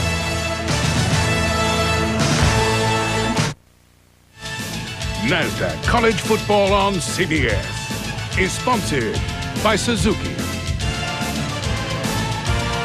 Aflac, America Online, and by Fram Filters. Oh, what a gorgeous fall afternoon. Morgantown. 24-all, homecoming day, 3rd quarter, 9:28 remaining. Miami took the ball downfield 80 yards that first time to start the 3rd quarter. They're back on offense. Guess who? James driven out at the 17. All right, we asked the question, our Aflac trivia question. Amos Zeraway is a Big East second all-time leading rusher. Who is number 1? Terrell Willis of Rutgers. Kind of lost last week is that Rutgers beat Pittsburgh, a big win for them, but Mike Cloud nipping at the heels of Amos Zeraway. Cloud having a great year up at Boston College. Saw him last week. There's a look at that hair. Believe it or not, folks, that looks good. He got a haircut today. That last haircut he had was last year before Miami, and believe me, he cut quite a bit off. So that looks much better than what we saw 2 months ago. Covington over the middle, and he hooks up Reggie Wayne.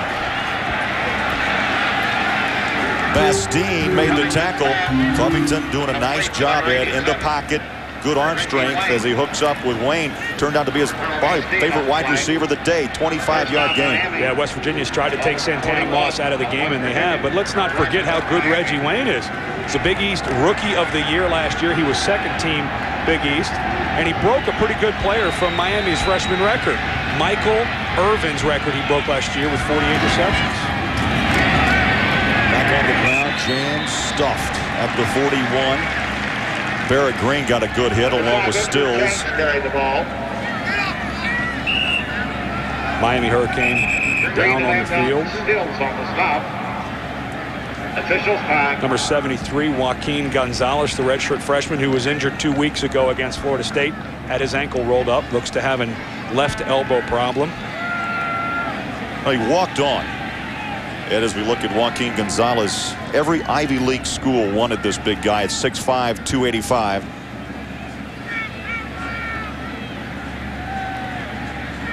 Well, it's a quarterback matchup. You want to see the best in the AFC? Tomorrow, CBS. There's Bledsoe. We know that guy, Danny Marino. Tomorrow is the day on CBS. Hey, don't forget my guy, Mark Brunell. Brunell, Elway, still going strong. Tomorrow, 1 Eastern, Baltimore, Green Bay, Patriots, and the Dolphins. The late games, Jacksonville at Denver, Cincinnati and Oakland, and Seattle and San Diego. Check your local listings.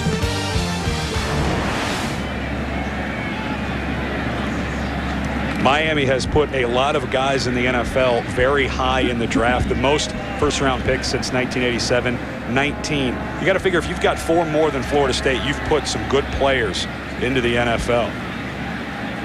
And when you look at Miami currently, some of the incredible skill players they have, Reggie Wayne, Santana Moss, some of these guys, you got to figure down the road they're going to start putting some more first-rounders in as well. All right, now, Ed, you played at Washington. You got a Rose Bowl ring on that big finger. How does Washington rank in this first-round draft pick situation? Well, we've had our share of first-rounders. Can you elaborate? Well, I wasn't one of them. I slipped all the way to the 3rd. I was projected middle first. But we've had our share. My senior year, we had 11 guys drafted. So, matter of fact, we shared the national title back in '91 with these guys. Miami. Yeah. Second down and 9. Darryl Jones, the motion man for Miami, and flags are gone.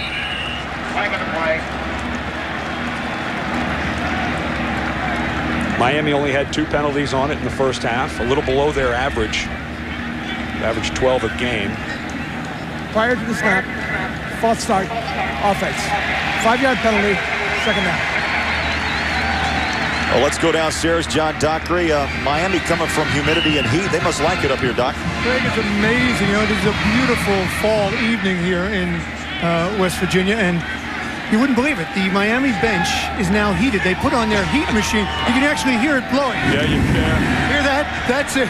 You can tell that from a warm fire. It's a magnificent day, and they have the heat on. They got that thinned out plug, Doc, from being down in the heat. Doc's always finding the things. They got the heater on down there. I tell you, this is shirt sleeve weather. Tompkins made the stop. Good play by Miami. Just cut into it, cut down. Instead of having 3rd and 15, cut it into 3rd and 6, so you can kind of open that playbook up a little bit. You look at the tight ends that Miami puts, and that's Daniel Franks and Mongrel Fulcher. All these guys are former wide receivers that have turned into tight ends. Not big size, but they all possess good speed. Hey, is that the crowd I hear, Craig? Finally. 7:22 and counting, 3rd quarter. Covington on the rollout. And coming back to help. Oh, what a diving catch, Reggie Wayne. And the crowd's going to boo, but that looked like a good catch. It's going to be just short of the first down. Maybe not. Nope, they're going to give him the first down for Reggie Wayne. Rolling out, Scott Covington finding Reggie Wayne. He ran back to find him.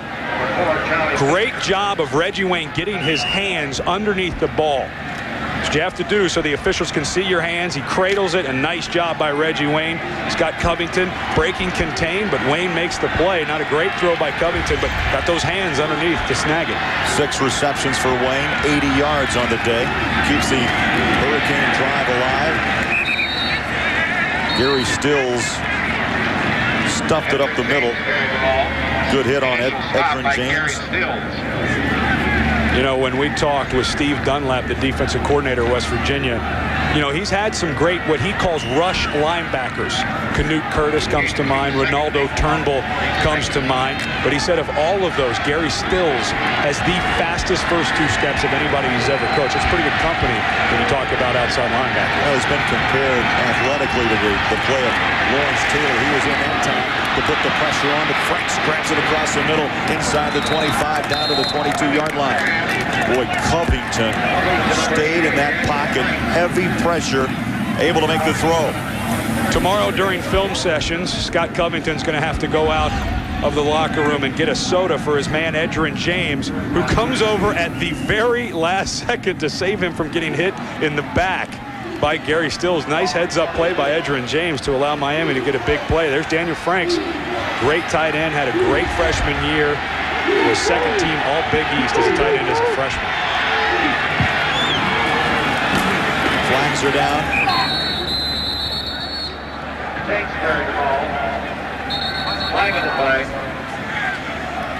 Well, he's got two of the quickest stops in football, but when Gary Stills jumps off sides, they're going to call it.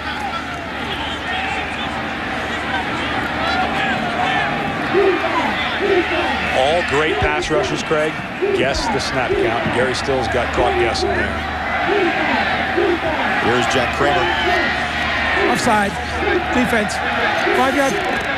Repeat first down.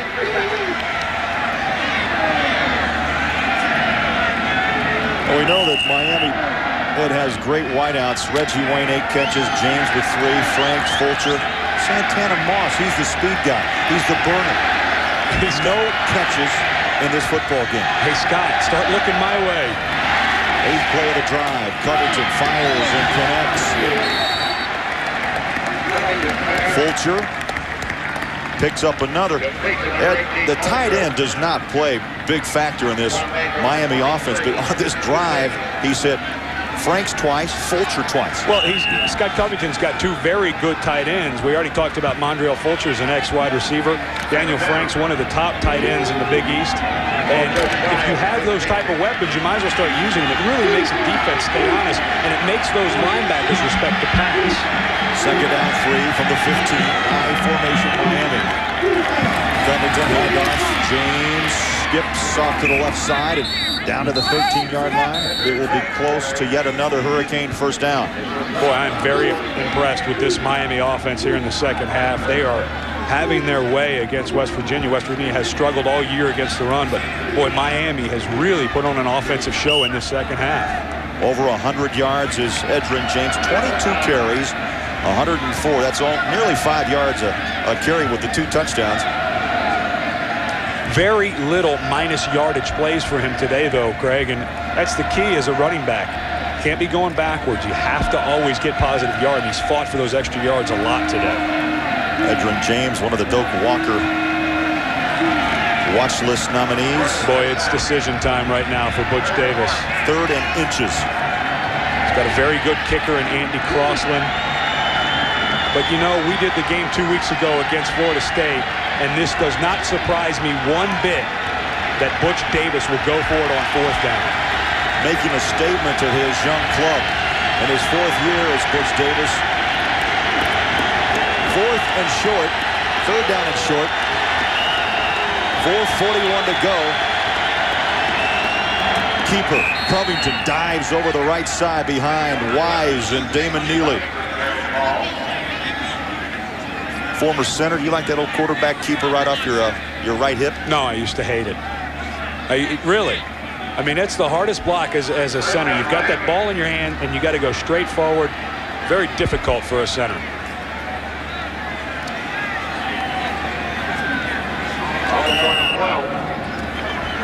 Covington in the huddle. 1st and 10. Miami from the West Virginia 12-yard line. 24 all homecoming in Morgantown. Big East battle today, and it could really sort out the picture in the Big East Conference race. Covington fumbles his 2nd snap of the day. Him and Ty Wise having some trouble with the snap, but back to the Big East race. Wide open right now. Virginia Tech was in the lead, lost to Temple. West Virginia without a loss in the conference. Miami, all of those teams. And it always comes down to who wins between Syracuse, West Virginia, Virginia Tech, and Miami. 12th play, James on the pitch. Down the sideline, takes a shot, popped out of bounds at the 6-yard line. And will bring up 3rd down. And Barrett Green put the hammer on it along with Jerry Porter. James has worked hard, and we're just barely 4 minutes left in the 3rd quarter. You know, at 220 pounds, he can bring some wood with him, too. At the end of that play, Scooter Davis, little cornerback, came up. And let's just say James won that battle. 3rd down 4. Ball on the 6-yard line of West Virginia. Crowd needs to find some fire. Edgerrin James alone back. Covington corner route. Has a man incomplete. He had Reggie Wayne. Scooter Davis on coverage. And it looked like Scooter Davis. Jerry Porter comes up, a little gimpy, free safety. Looks like he'll be able to walk that off. But Scooter Davis, the cornerback, looked like he might have got away with a little bump there when the ball was in the air, but no flag, no foul. Andy Crossland has it eyed. The left footer. This will be a 24-yard attempt. High snap, good hold, kick is away. And from 24 yards out, Andy Crossland puts Miami on top, 27-24.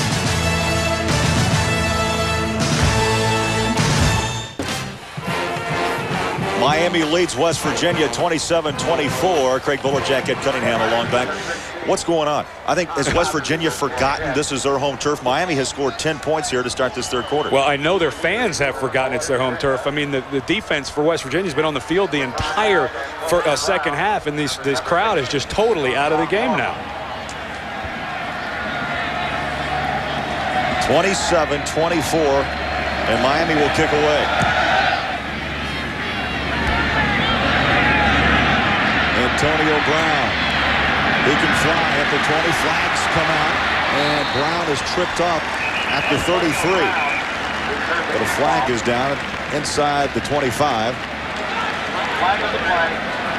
Boy, how things have changed here for Miami penalty-wise. They lead the Big East coming into this game, but it's West Virginia who continues to hurt themselves with penalties. See Butch Davis take it back. Oh, yeah. Take it way back.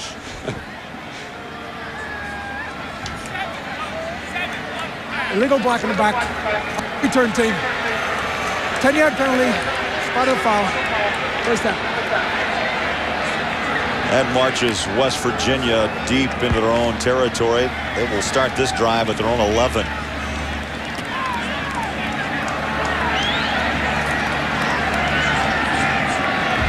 Take a look at the middle of your screen. Number 7 is David Carter, the guy who blocked the punt earlier, no question. Right in the middle of the back of number 41 of Miami.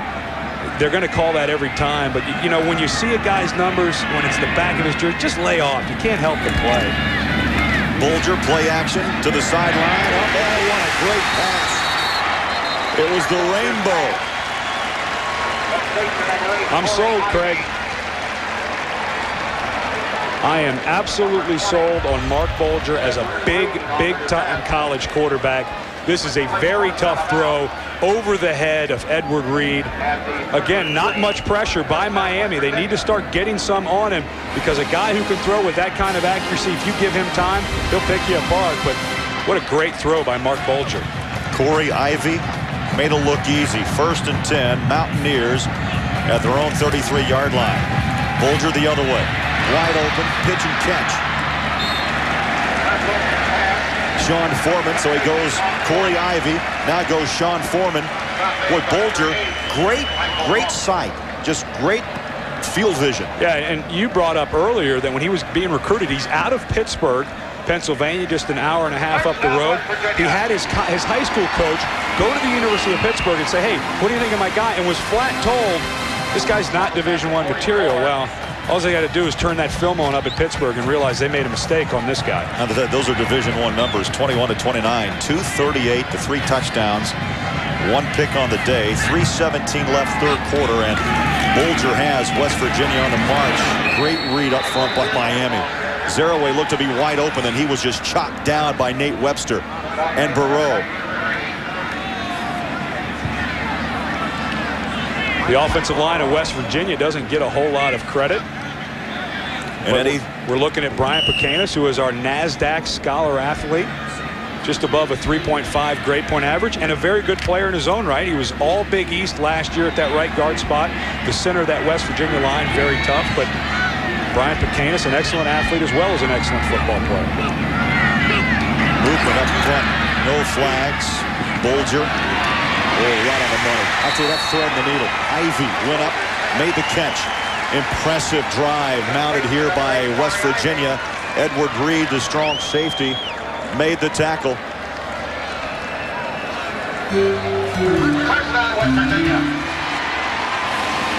Number 92 is Damian Lewis. Jumps into the neutral zone before the snap, but got that right hand down, kind of like Edgerrin James did earlier on his reception. But we've talked about Foreman, we've talked about Saunders, but Ivy has been poison to Miami all day. 1st and 10, 42-yard line. Zeraway skips over for big yards. Flags come down, and that West Virginia backfield holding the call.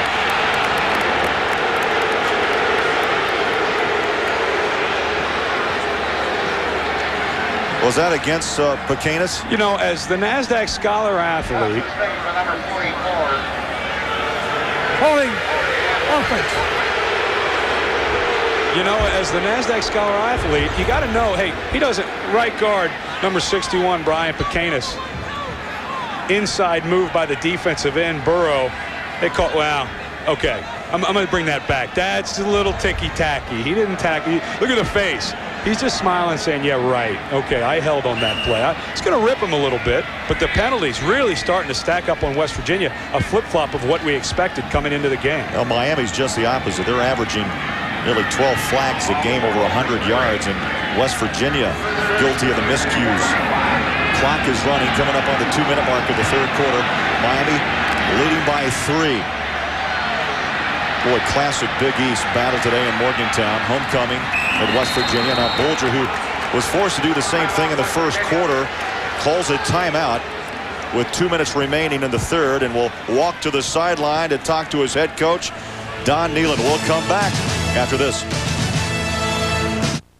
I just sat in front of my locker room, all my equipment on for like 2 hours. My coach came in there, and he looked at me, and I looked at him, and so I cried for, I don't know, for a long time. He was just sitting there just trying to make me feel better. You know, he was just telling me things, just keep my head up, you know, look for bigger and better things, you know, in the future. And we just stayed in the locker room thinking about all of, you know, the things we went through since I've been in high school, that's going to stick with me for the rest of my life.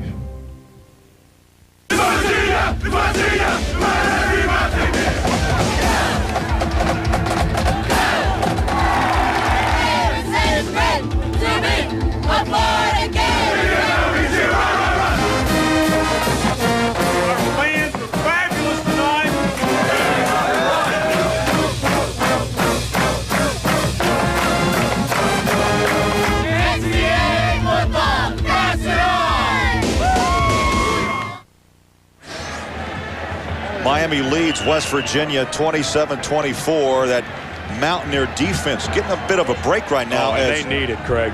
As Bulger has chewed some time off the clock on this offensive drive. 1st and 25 after the penalty. Bulger, down he goes. Boy, he pumped and then just had to eat the football. Damian Lewis, number 92.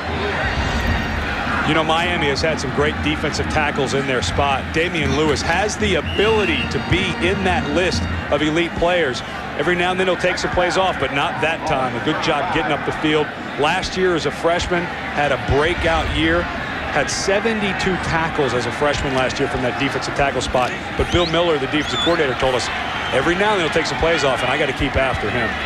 2nd and 33. You got a play? Bulger's got one. Slant. Picks up 10 down to the 46-yard line. Foreman made the catch in traffic. Edward Reed and Mike Rumpf. You know, again, we go back and talking about Bulger, but you know, again, I was a little skeptical just on how fast he could get the ball, what type of release he had, but boy, you sold on him, and I'm sold. Well, you know, a lot of people see that kind of three-quarter, almost sidearm release of Bolger, and they say, well, you know, you're throwing. But if you look at a lot of the great quarterbacks over time at any level, it's just a quicker release to release it from the side of your arm instead of way over the top. 3rd down and 20, 4 wide receivers. Bolger up top. Caught and then dropped. Sean Foreman. I think he was surprised he actually had a chance at that football. Well, he got away with one. There was definitely a push on this play by Sean Foreman. He's going against Marquise Fitzgerald, another freshman out there for Miami in the defensive backfield. But he shoves Fitzgerald down on the ground, couldn't get his hands back to catch it. Watch the top of your screen. This offensive line, they've been fighting all day. Ooh, play was not over. Solomon Page gets a little left hook in there. Well, the all Big East pick last year gets a little left hook, a little left chop in there. The punt is away. Fair catch at the 18-yard line.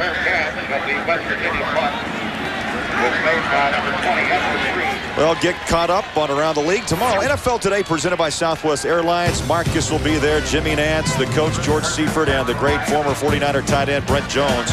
And keep watching the NASDAQ halftime report. Of course, our crew will keep you updated on all the scores and highlights on what will be another busy Sunday around the NFL. A lot of fun for CBS to have the AFC, which has turned into the elite conference in the National Football League.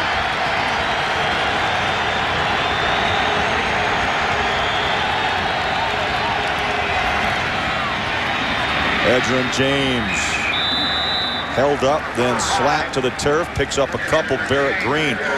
We called Barrett Green's number many times today. Final seconds tick off here in the 3rd quarter. I just keep going with Edgerrin James. I mean, it's been working the entire second half. Just keep pounding it away. Well, that ends the 3rd quarter here in Morgantown. A wild finish, we're sure. Miami leads by 3. We'll return after a word from your local station.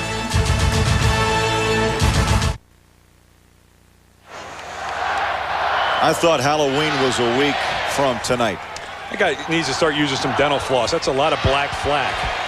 Amazing statistic that Miami, one of the best finishing teams in all of college football, get to the 4th quarter with a lead and they'll win it. Fake the reverse. James tucks and runs on the hip. Big yards, and he breaks it up to the 37-yard line. Well, the Hurricanes able to put a 10 spot on the board in the 3rd quarter, and West Virginia moved the ball but unable to get in the end zone. The only thing that Miami's been doing is they've been circling the defense. They're going to try to get a couple of down blocks, and they want to get a seal right out here. That is where the soft spot on the defense that Miami has found all day long.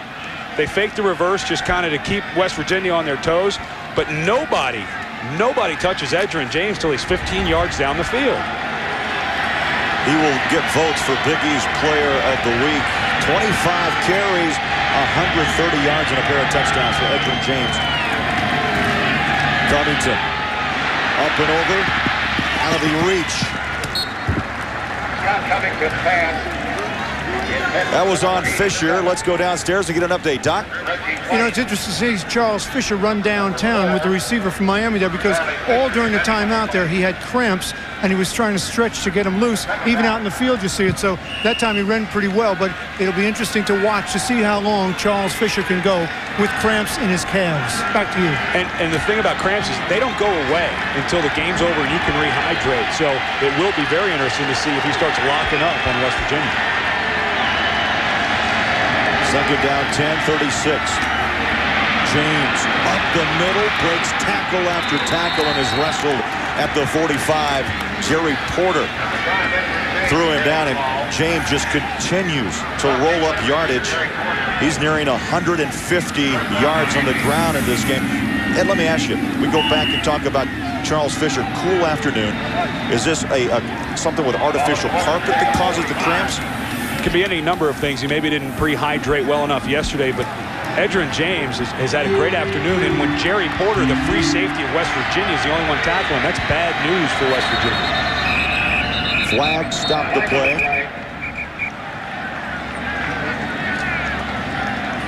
You know, a lot of players, especially defensive backs, Greg, are so heavily muscled.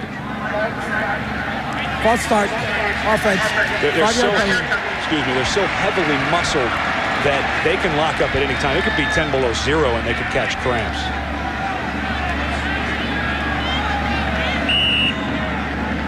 Fisher had the interception of Covington.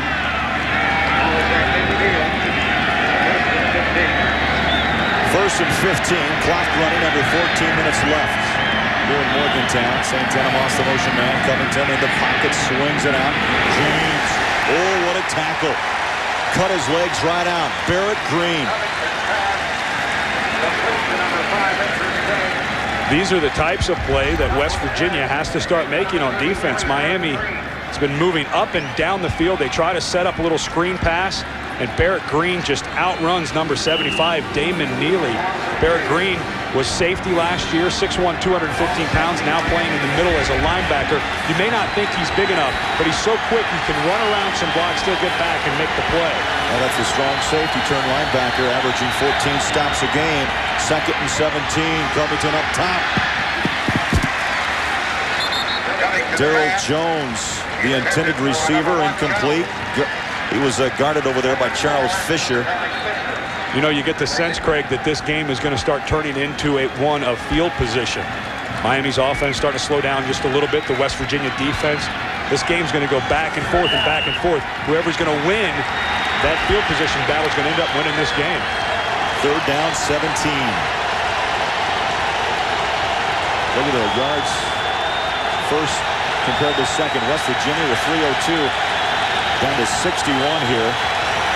And the crowd playing a factor as Covington has to check off.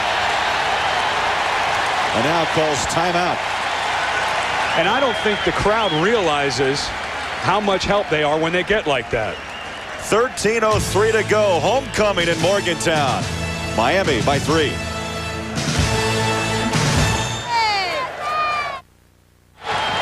Well, this crowd of 60,000 has come alive, and a reason they know, Ed, that this defensive stand right here is so important for West Virginia. And Miami knows with the 3-2 record and the 1 loss in the Big East, this could really decide if they're in the chase for the Big East title or not. 2 wide receivers near side. Flags are down. Covington up top. Batted away. But a flag is down at the 44. Bastine on the coverage. Flag was thrown on the sidelines. Could either be an illegal procedure or offsides. We may get another shot by Miami on third down. Illegal formation. Offense. Decline. Fourth down. And listen to this crowd. They realize how important this turn of events is. Sending Miami out now to punt to their Mountaineers. But this crowd's been dormant the entire afternoon, starting to wake up because, trust me, Don Nehlen and his West Virginia Mountaineers, they need them for the rest of this game. Boy, West Virginia unable to get players onto the field. Another flag comes down, and the punt bounces out at the 15. Boy, what a mistake by the West Virginia sideline, not realizing that Miami had sent out their punt team and were trying to get the kickoff very quickly. West Virginia did not get their guys out on the field, and one of the players from West Virginia on the punt team was still in the backfield of Miami when the ball was snapped. Now the question is, the ball is down on the 15-yard line. If you're Miami, do you take the penalty and punt it again? I don't think so. You've got good field position. Decline it. Jack Kramer will talk to Williams of Miami. There's Butch Davis.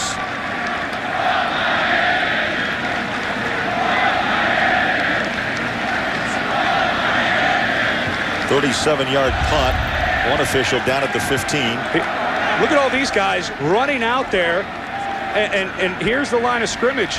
They're offsides during the kick. Hey, guys, you got to be heads up and see that Miami is ready to kick. But like I was saying, Butch Davis decides to decline the penalty, get it on the 15-yard line, back up West Virginia, and let's start playing some defense. West Virginia will take over with 12:52 remaining in the fourth quarter. And while they huddle up, we'll take a break. Heading down the home stretch in Morgantown. Buckle up.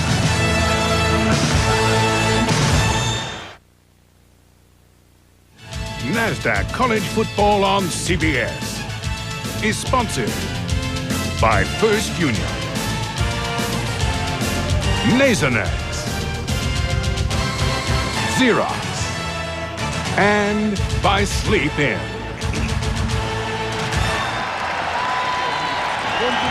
Packed house in Morgantown, 12:52.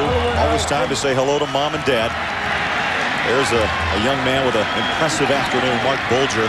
His Mountaineers trail by 3. Bulger in the pocket, swings it out. Beck is tied in. Fumble! Was he down? Oh, West Virginia dodges trouble. 5-yard pickup. Dodging trouble, that's an understatement. You think this crowd's been a little quiet this afternoon? Imagine if that would have been a fumble. Anthony Beck, the tight end, just kind of the little blocks and then releases. A good job by Bulger. No one else was open. Oh, he did fumble that ball. Dan Morgan landed on his hip, and the right tackle, number 79, Tanner Russell, was able to pull it out from underneath of him. Big break. 0 away. Second and third effort. He'll be close to the first down. Lawson, the left tackle, defensive tackle, made the tackle. Boy, you got to figure Dan Morgan was laying there with that ball on his hip saying, oh, I can't get to it right now. Tanner Russell hustling downfield. First down, West Virginia. How about Bulger? Hit 5 different receivers so far in this game, and that extends his streak of hitting 5 different wideouts to 16 games. Just shows you the mastery he has of the offense, because he looks so many different places. Already today, we've seen him go to his first receiver, to his second receiver, to his third receiver. Just did it on the play before to Anthony Beck. He was his third read in that progression. Mountaineers' 4th first down of this half. They had 15 in the first 2 quarters. Bulger rolls sidearms it to the far side. The catch is pulled down. David Saunders with another reception. Michael Smith pushed him out, stops the clock with 11:35 left here in the fourth. West Virginia trailing by 3. You think David Saunders wants to win this game? Did not get to play against Miami last year because of his hurt knee. Back in '96, when Tremaine Mack blocked that punt for Miami to beat West Virginia here at Morgantown, the guy who missed Tremaine Mack on the blocking assignment was David Saunders. You saw his receptions, 11 catches for 80 yards and a touchdown. Second down 3. Saunders in motion. Zeraway has a blocker down the sideline, lowers his helmet, and he just blasts his way down to the 47. Boy, he's just a powerhouse of strength at 5'10", 200. Lost the helmet again. Al Blades made the hit. Well, look at the guns on that guy. I mean, this is a well put together athlete. But you know what? He needs to have his helmet put together a little better. This is about the 3rd time today that helmet's come off. He's got to check that chin strap. You don't need a little congregation of the referees over on Miami sideline, but you don't need that helmet flying around. I mean, this game's tough enough. Unsportsmanlike. West Virginia and Miami. The end of the play, Zeraway not happy about how he was treated near the sidelines by the Miami players. There comes the helmet. I don't see what went wrong there. Maybe you just want to tell the guy, hey, with or without my helmet, I can still play this game, but they called unsportsmanlike on both guys.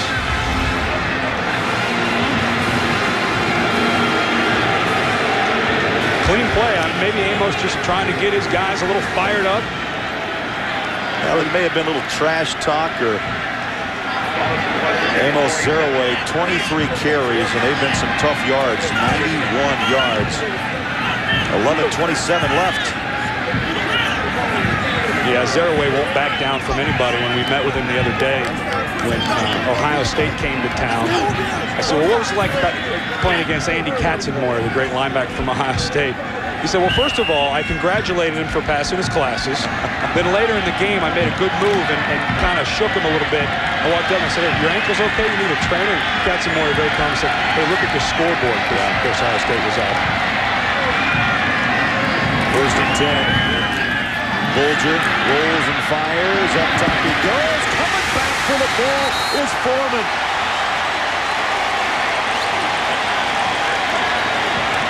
Mike Rumpf, the freshman, actually had the position, but Foreman, the KG senior, came back and made the reception. Little rollout by West Virginia, but two big guys. Rumpf goes 6'2", 195. Foreman 6'1", 205. It's a physical battle once that ball's up in the air. The one thing, remember, Rumpf is a true freshman. He's learning a lot today against these great receivers from West Virginia. One of the things he'll need to learn when you're guarding a guy like that, you have to find the ball. Foreman did find the ball and makes a spectacular catch. 32-yard pickup for West Virginia. 1st and 10 on the Hurricane 22-yard line. Mountaineers trail by 3. On the move here. With just under 11 minutes left. Well, they fake the pump. They now reverse it. Zeraway passes down the sideline. It will depend on the mark. Looked like he may have stepped out of bounds. And they mark Zeraway at the 3-yard line. Delvin Brown chased him from behind. You want to talk about a play fake? Usually it's a play. A play fake is usually fake the run and then throw it. Here, fake the throw and then run it. Zeraway ran to his left like he was in protection. They pulled 2 linemen out in front of him. What a fantastic play call by West Virginia. Dan Simrell, the offensive coordinator, pulls this one out of his hat. That's a fantastic play. Number 61 is Pecanis downfield. Number 79, Tanner Russell. Boy, those big guys are running. Back to the ground, Zeraway. So low, gravity. Just when you think you have him stop another yard or 2 to the 1-yard line. 2nd down goal. Sweeney, left side defensive tackle, made the stop. Dan Simrell, the offensive coordinator of West Virginia. He's like a kid in a candy store, and we talked to him the other day. He's just so happy with all the weapons he has. And plus, he has a guy in Bulger who can run all those things, so they can try some different stuff at West Virginia. Opportunity to go on top. A lot of time on that clock. Fullback dive. Touchdown, West Virginia. Anthony Green, 240-pounder.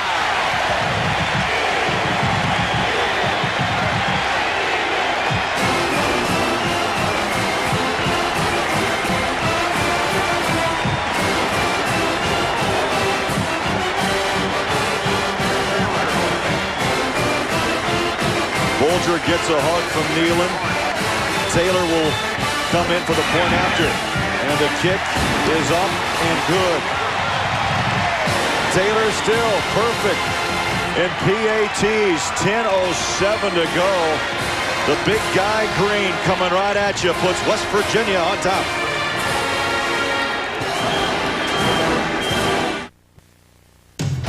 The CBS star of college football today is sponsored by First Union. Tim Brando and Craig James here in New York. A standout performance turned in by the Count, Monte Cristo of Nebraska. Imagine this. The senior walk-on from Kearney, Nebraska had not completed a pass coming into the season. He didn't need to today either. Rally time, 2nd half. 67 rushing yards on the day, 2 career touchdowns on the ground, both against Missouri, both today. He comes in for Bobby Newcomb, who was inefficient. They have a place in Lincoln called O Street. He's the mayor of O Street tonight. Thank you, Governor. Now back to the game.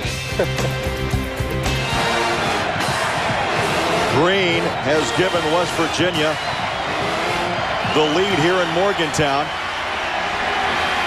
2:45 off the clock. Miami takes the ball. That's James Jackson inside the 10. And boy, I tell you, special teams feeling and fueling themselves off of this crowd. You know, Tim Brando told us about Monte Cristo. There's been a lot of other heroes today. Sean King of Tulane playing for the other Bowden. Tommy having a great year. Don't forget, he's got that left wrist that's broken. And Ronnie Jenkins, wait a minute, 250 yards rushing for a guy from BYU. Tim, you've been around BYU a long time. Is that legal in the state of Utah? No. I tell you, Ronnie Jenkins, great story. Suspended last year, one of the finest running backs in the West. You don't hear much about Ronnie Jenkins. This guy's the real deal. 31 carries, 255 touchdowns. It is rare. That should be passing yardage in the first half for BYU. But how impressive is Sean King down at Tulane under Tommy Bowden's system? Has that broken wrist and has played extremely well with it.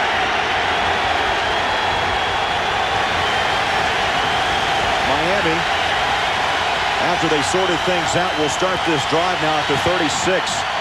Covington.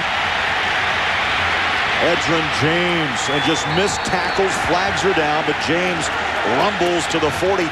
Barrett Green knocked him down. Holding the call. And now a set of boos, cheers come from this homecoming crowd. How quickly it changes.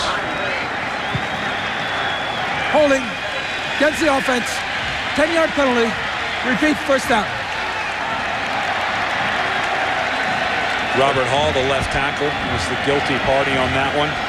Got strung out a little bit, got the hands outside, but like you said, Craig, this crowd was gone for 3 quarters, and this team from West Virginia is fighting and scratching, and finally this crowd is starting to give some energy to this defense of West Virginia. They need all the help they can get against this Hurricane offense. West Virginia susceptible to the run, giving up 231 yards a game. Santana Moss so quiet on the day, in motion. Covington steps and fires on the slant, incomplete. And he wanted Santana Moss. Flags down again. Late flags, though, Craig. We're starting to get a lot of stuff after the play, and these officials are trying to get control of it. They don't want this game getting out of hand.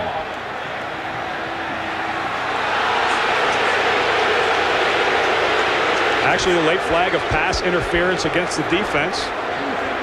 Sometimes those officials get those hankies stuck down in that pocket and they can't quite get it out in time. Pass interference. Defense. Final foul. First down. Here's a look at Santana Moss. They're getting him in motion to try to free him up a little bit. West Virginia was faking a blitz, and Barrett Green gets there maybe just a tad early. But I tell you, that's an awfully close call, Craig. It gives Miami a first down at their own 36. James turns the corner, bumped out at the 42. With Barrett Green on the chase. Good job by Green fighting off the block of Mondriel Fulcher, the tight end, who pulled around. And his assignment was Barrett Green. Green using his hands very well to fight off that block and make the tackle. Edgerrin James averaging on the season 14 carries, about 83 yards per contest. How about today? He's nearly double that. 27 touches, 153 yards, and a pair of touchdowns. And once again, James gets the call, barrels his way up to the 46. About a yard shy of the first down. Tompkins, the strong safety, put the helmet on James.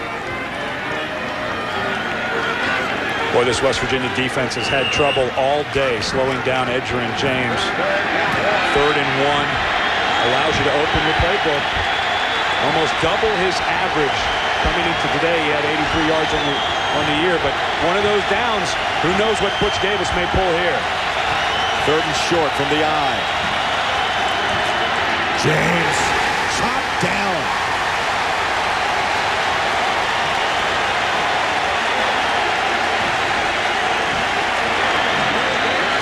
It was Thunder.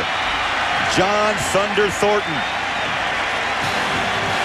John Thornton has quietly had himself a heck of a game.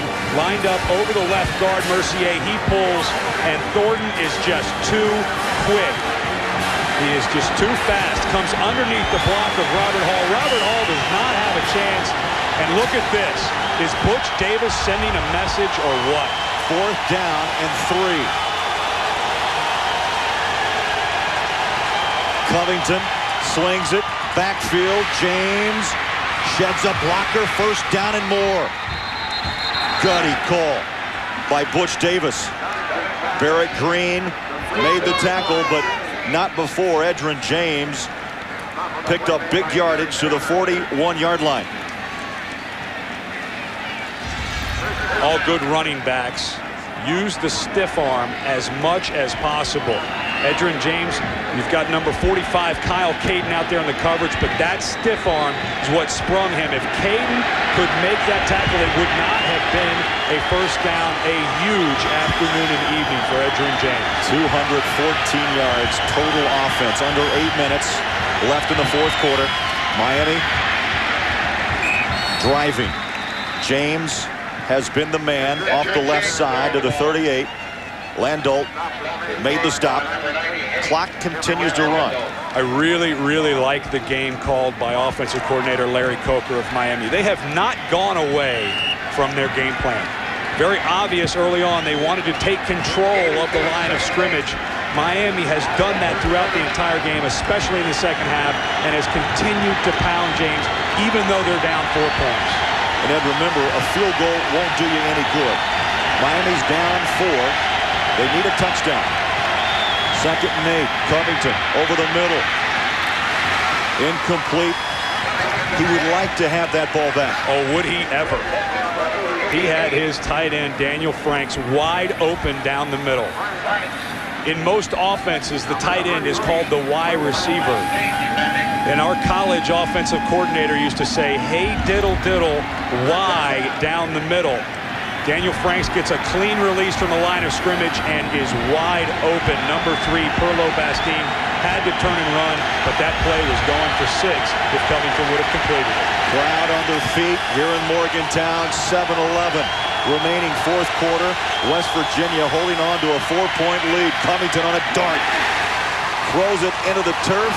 Incomplete, and now flags are down. Charles Fisher can rant and rave all he wants, but he got there early on that play on Reggie Wayne. The officials right on top of it to make the call.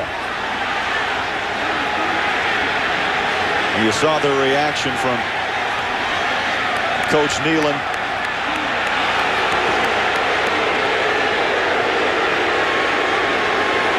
There is a lot of football left to be played here, Craig. What an incredible afternoon of football here in Morgantown.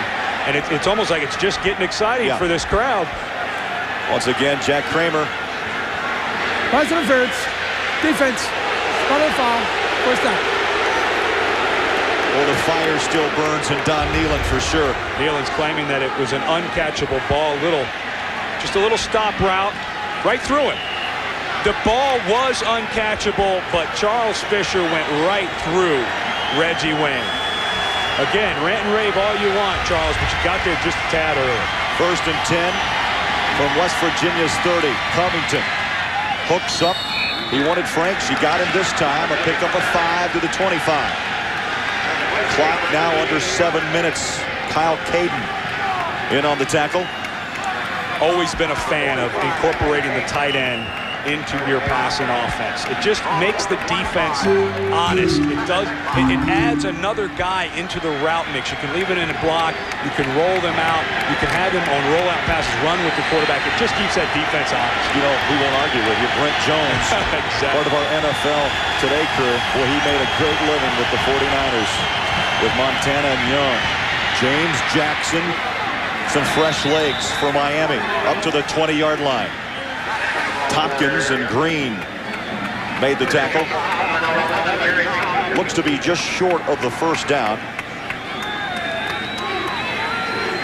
If they are short of the first down, which it appears that they are, do not be surprised if Butch Davis, we've done 2 of his games this year, he never surprises me. Don't be surprised if he told Larry Coker, let's take a shot into the end zone. Keeper Covington. It will depend on the spot. And the officials will call timeout with 5:44 remaining. 31-27. West Virginia over Miami in a key Big East battle. Butch Davis runs down to take a look. to see if they got enough for the fourth down to make it, excuse me, for the third down to make it first down. Half a football short. But you know that the thing is, like you said, field goal doesn't do you much here. They are short. They don't have the first down. Field goal does not do you a whole lot right now.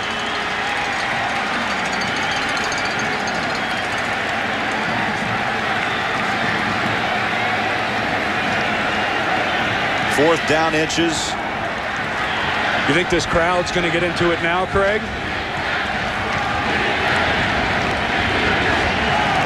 Butch Davis, 4 years at Miami rebuilding. They've lost 31 scholarships to NCAA sanctions. Miami on the season 3 of 6 today, 1 of 1 on fourth down conversions. None of those have been this big though, Craig. Keeper by Covington. Depends on the spot. The official coming from the near side gave them a favorable spot. Butch Davis walks over to make sure he is right down there the spot, arguing for everything he can get. Oh, he is not happy with the spot either. They will bring the chains out again. From Butch Davis's reaction, who's right down on it, doesn't look like they got it. You know, you made an interesting point. I saw the near side looked like line he judge was over the line, the 20, yeah. And the other official came over and marked it to the outside of the 20-yard line. I think they didn't make it.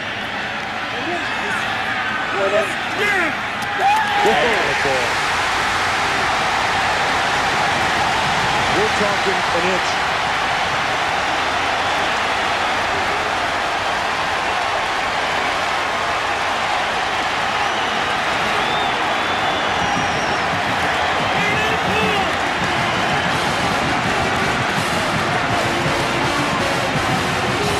Two quarterback keepers by Covington, and West Virginia's front line, Eddie, stands up and refuses to bend. Butch Davis put it in the hands of his offensive line, but look at all the blue shirts get across the line of scrimmage, get great penetration, and stop the forward movement of Scott Covington. Very tough for those officials to even say. I always wonder, how do they even know where to spot that ball? They got the spot down, though, and boy, West Virginia dodges a bullet on that one.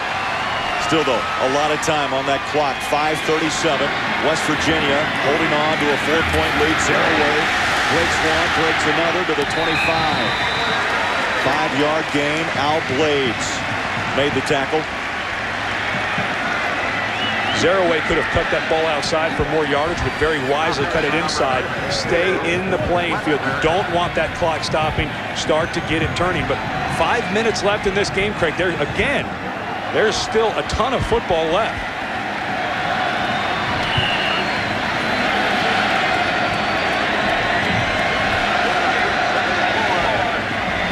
And West Virginia will take their time. Play clock ticking away. 13, 12, 11. Bulger walks up to the line under center. Zaraway. He's going to lose at least 2 back to the 22. Damian Lewis, the sophomore, gives Miami life.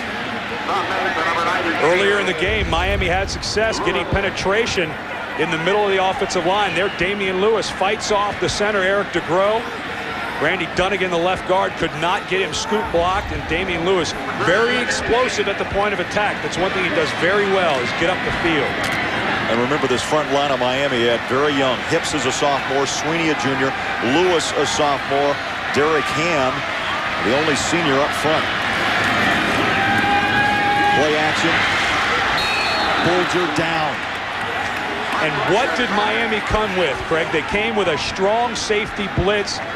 Miami has not blitzed all day long. They've been playing zone coverage, but when it came down to the time of the game that they needed to make a play, they bring Edward Reed from the outside. He is totally unblocked. Bulger doesn't have a choice. Look at all the white shirts around him. Nate Webster comes on a blitz.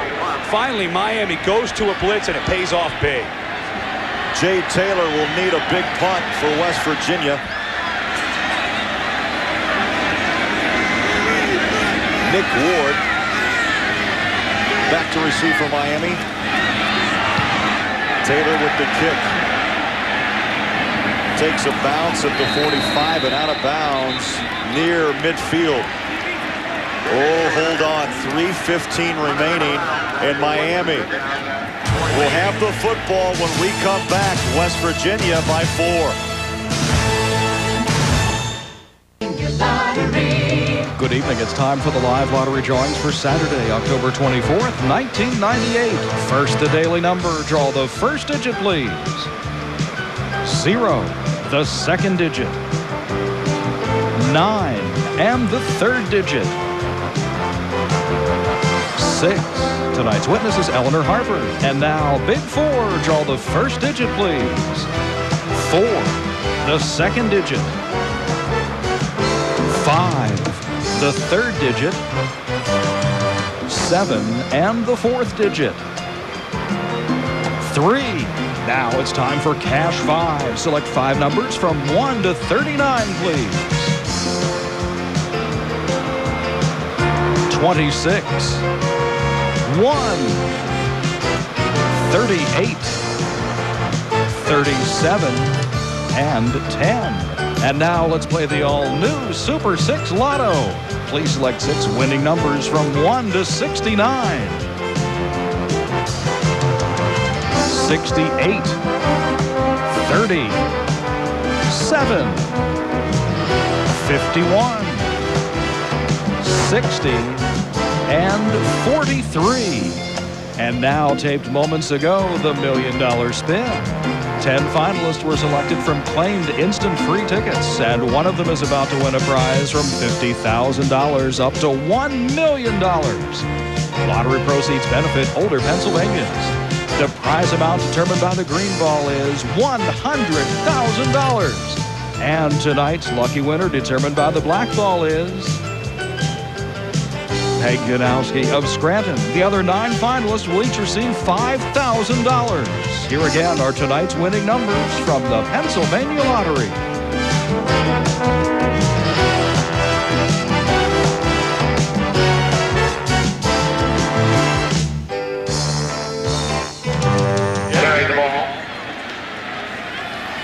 You know, Craig, this is one of the hardest times as a coach. Is you want some time to run off this clock. There's 2 minutes left, but you also have to keep some rhythm for your offense. You've got to be able to score, but you want to eat some time. It's just a very tough spot for a coach to be in. You don't want West Virginia to get this ball back with much time left. Under 2 minutes. Second down goal from the 3. Covington fires and tosses it out of the end zone. That stops the clock. 1:42 remaining. And that will bring up a third down. Good decision by Scott Covington. They run the play-action pass. West Virginia not fooled on the play. They had all the backs and receivers covered out of the backfield. Covington just gets rid of it, come back for the third down.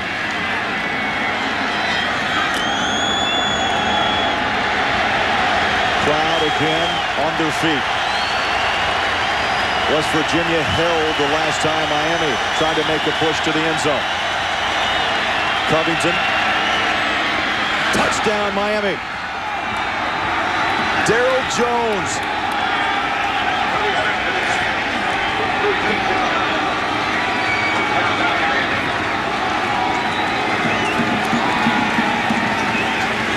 Let's give credit where credit is due. The offensive line of Miami has risen up today and done a great job. West Virginia comes on an all-out blitz, gives Covington plenty of time. Little slant pattern. Number 23, Scooter Davis playing off of Darryl Jones. Jones wide open for the touchdown, but a good job by the offensive line of Miami. First touchdown of the season for Darryl Jones. And the extra point is up and good. CBS Sports coverage of NASDAQ College Football will continue in just a moment.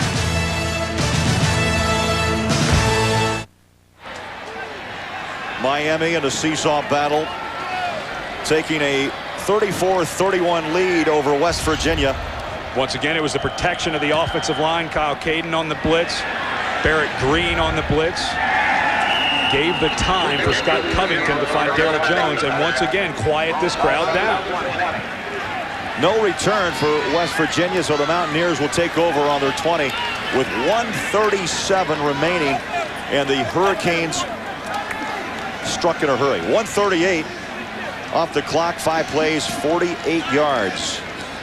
And make sure you stay tuned to CBS tonight, early edition, followed by Martial Law, Sammo Hung, and Walker, Texas Ranger. That's tonight on CBS. May have to push that back because we may have overtime staring us in the face. West Virginia only has to get in field goal range. Jay Taylor, although he's nursing a hip flexor injury, has a very strong leg. Bulger from the shotgun. Big numbers on the dough, stands up, sidearms, hits zero away. To the 29. Mike Rumpf, the freshman, made the tackle. As Pat Green, who pulled it down, his first catch of the day. To Bulger now 29-38. Over 350 yards and 3 touchdowns. Shotgun again over the middle, complete. It's hurry-up offense for West Virginia. Webster made the stop. Clock Saunders stops. made the catch. Clock stops with the first down. David Saunders was only open for a brief second. If you want to question the arm strength of Mark Bulger and how quick he gets rid of it, just look at that throw there. 34-31 Miami, under a minute to go. And Morgantown. And a huge play by Miami's front. Derek Ham. He's the sack man. West Virginia very wisely takes a timeout. It would have taken forever to reset the play. Derek Ham, 5th in the country in sacks, gets around Solomon Page, the Aug Big East tackle. Ham collects his 6th sack of the season. Bulger very wisely, though, burns one of their timeouts. You had to get out of it there. Miami with 2. West Virginia with 1 timeout. With 52 ticks left on this 4th quarter clock. Boy, how calm does Mark Bulger look? Everything is under control. He knew as soon as he was sacked, I've got to get a timeout. It's going to take forever for my receivers to get back to the line of scrimmage. He just looks calm. It's like he's out at practice right now. 360 yards, 30 of 39. Miami won here, as you know, in 1996. They called it a miracle on the mountain. In fact, West Virginia has lost 3 of the last 4 in this series. 10-3 Miami lifetime against West Virginia. Butch Davis is 2-1 as the head coach at Miami against West Virginia. He's got to be so proud of his guys. Such a young team Butch Davis has. There's only 11 seniors on the entire team. He's got to be so proud of how his guys have come in. A tough place to play in Morgantown, West Virginia. They've played hard, aggressive football all day.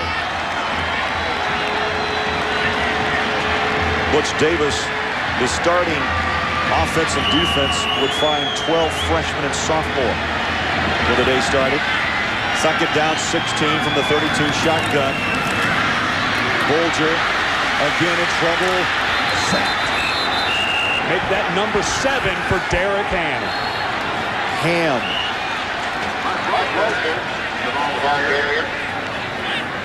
Derek Ham moving up those charts. Solomon Page considered one of the best tackles in the Big East. Bulger goes to step up. Derek Ham does not stop his rush. That is key to a good defensive end. Don't stop your rush. Even when you're blocked, continue to move, because when that quarterback is flushed out of the pocket, he may just fall right in your lap like Bulger did there for Ham. 3rd and 19. Bulger on the sideline. Ed, put it in simple terminology. Well, you got to think this is almost everything for West Virginia. Remember earlier in the game we talked about West Virginia's meltdown in the second half of the last 3 years. They've got a tough road to hoe. Miami at Virginia Tech is their next game on Halloween night. Then they go into Syracuse, Rutgers, BC, and Pittsburgh. But you got to figure Virginia Tech and Syracuse, 2 very good running teams, will look at this tape and say, hey, Miami went up and down the field with these guys. West Virginia's got to answer some questions on the defensive side of the ball. Now still ahead, a tough 2-week schedule. If this score would hold, West Virginia 1-1 in Big East play, and for Miami, how big on the road as Butch Davis continues to rebuild his Hurricanes. They would jump to 2-1 in Big East play. And a lot of improvement. You know, we did their game 2 weeks ago against Florida State. The effort was there, but they didn't make the plays to win. Today, they've made those plays. 3rd down, 19. Bolger up top, sideline. There's a bump, and the crowd wants flags, and a flag is on the turf at the 44.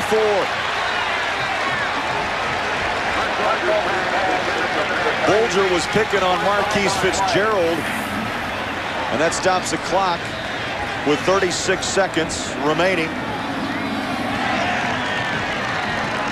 You know, you always want the players to decide. Butch Davis saying it's an uncatchable ball. You always want the players to decide the outcome, especially of great games like this. Marquise Fitzgerald bumping all the way down the field. Actually knocks the receiver out of his stride. In college football, you're allowed to bump the receiver before the ball goes in the air. As soon as the ball is released from the quarterback, no more contact is allowed. Fitzgerald just had contact a little too late on that play. No timeouts remain for West Virginia. A field goal would force overtime, and there is Jay Taylor. Ball is at the 44.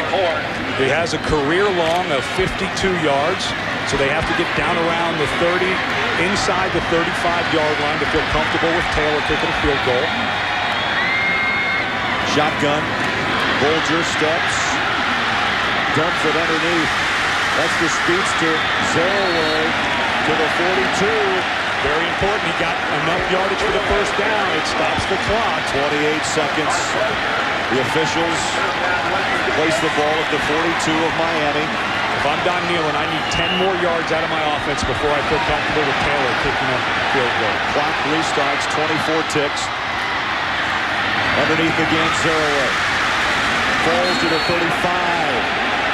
Dan Morgan. And Bolger needs to get to the line in a hurry and throw this one on the turf. Stops the clock with 7 seconds. Ooh, boy. 7 seconds. Now you take a chance. You're 36 yards from the end zone. A long pass may burn the 7. You may not get a chance for a field goal try. You are at 53 yards right now for Jay Taylor. His career long is 52. This is decision time for Don Nehlen and his coaching staff.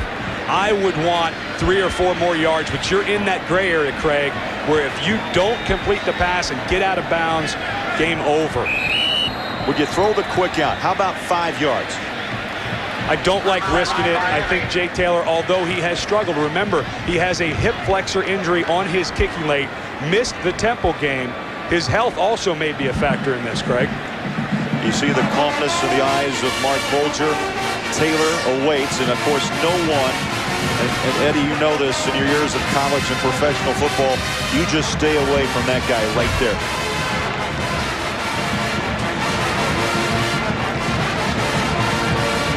Make sure you stay tuned to CBS. Early Edition is on its way, followed by Martial Law and Walker, Texas Ranger.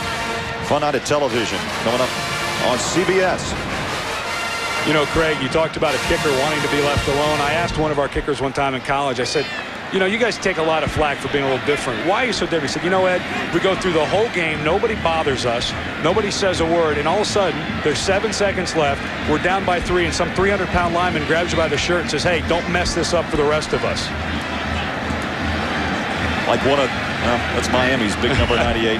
He'd like to get a hold of Jay Taylor.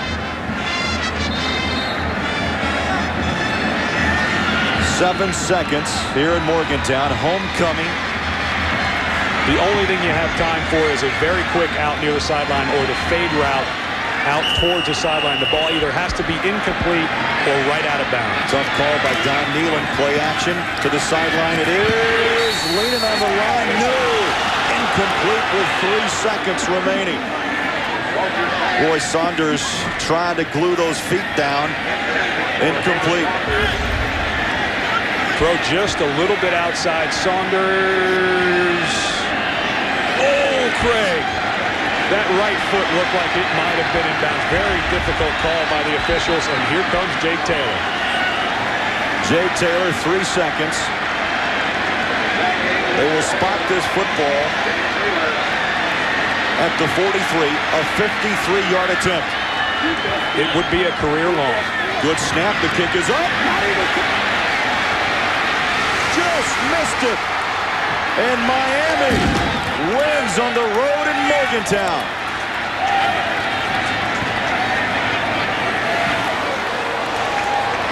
The last 2 times these teams have met in Morgantown, West Virginia, have been decided by the kicking game. 96, Tremaine Mack blocks a punt on the final play of the game. Jay Taylor gets plenty of leg into this ball. He just gets a little too much hook on it.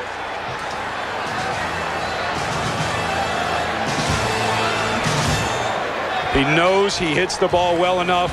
The question is, did I hook it too much? And then he has his answer. Miami celebrating in Morgantown. Their Big East title hopes are alive. So for Ed Cunningham and John Dockery, this is Craig Bullerjack. As we say so long from Mountaineer Field with a final score in a thriller. Miami 34, West Virginia 31.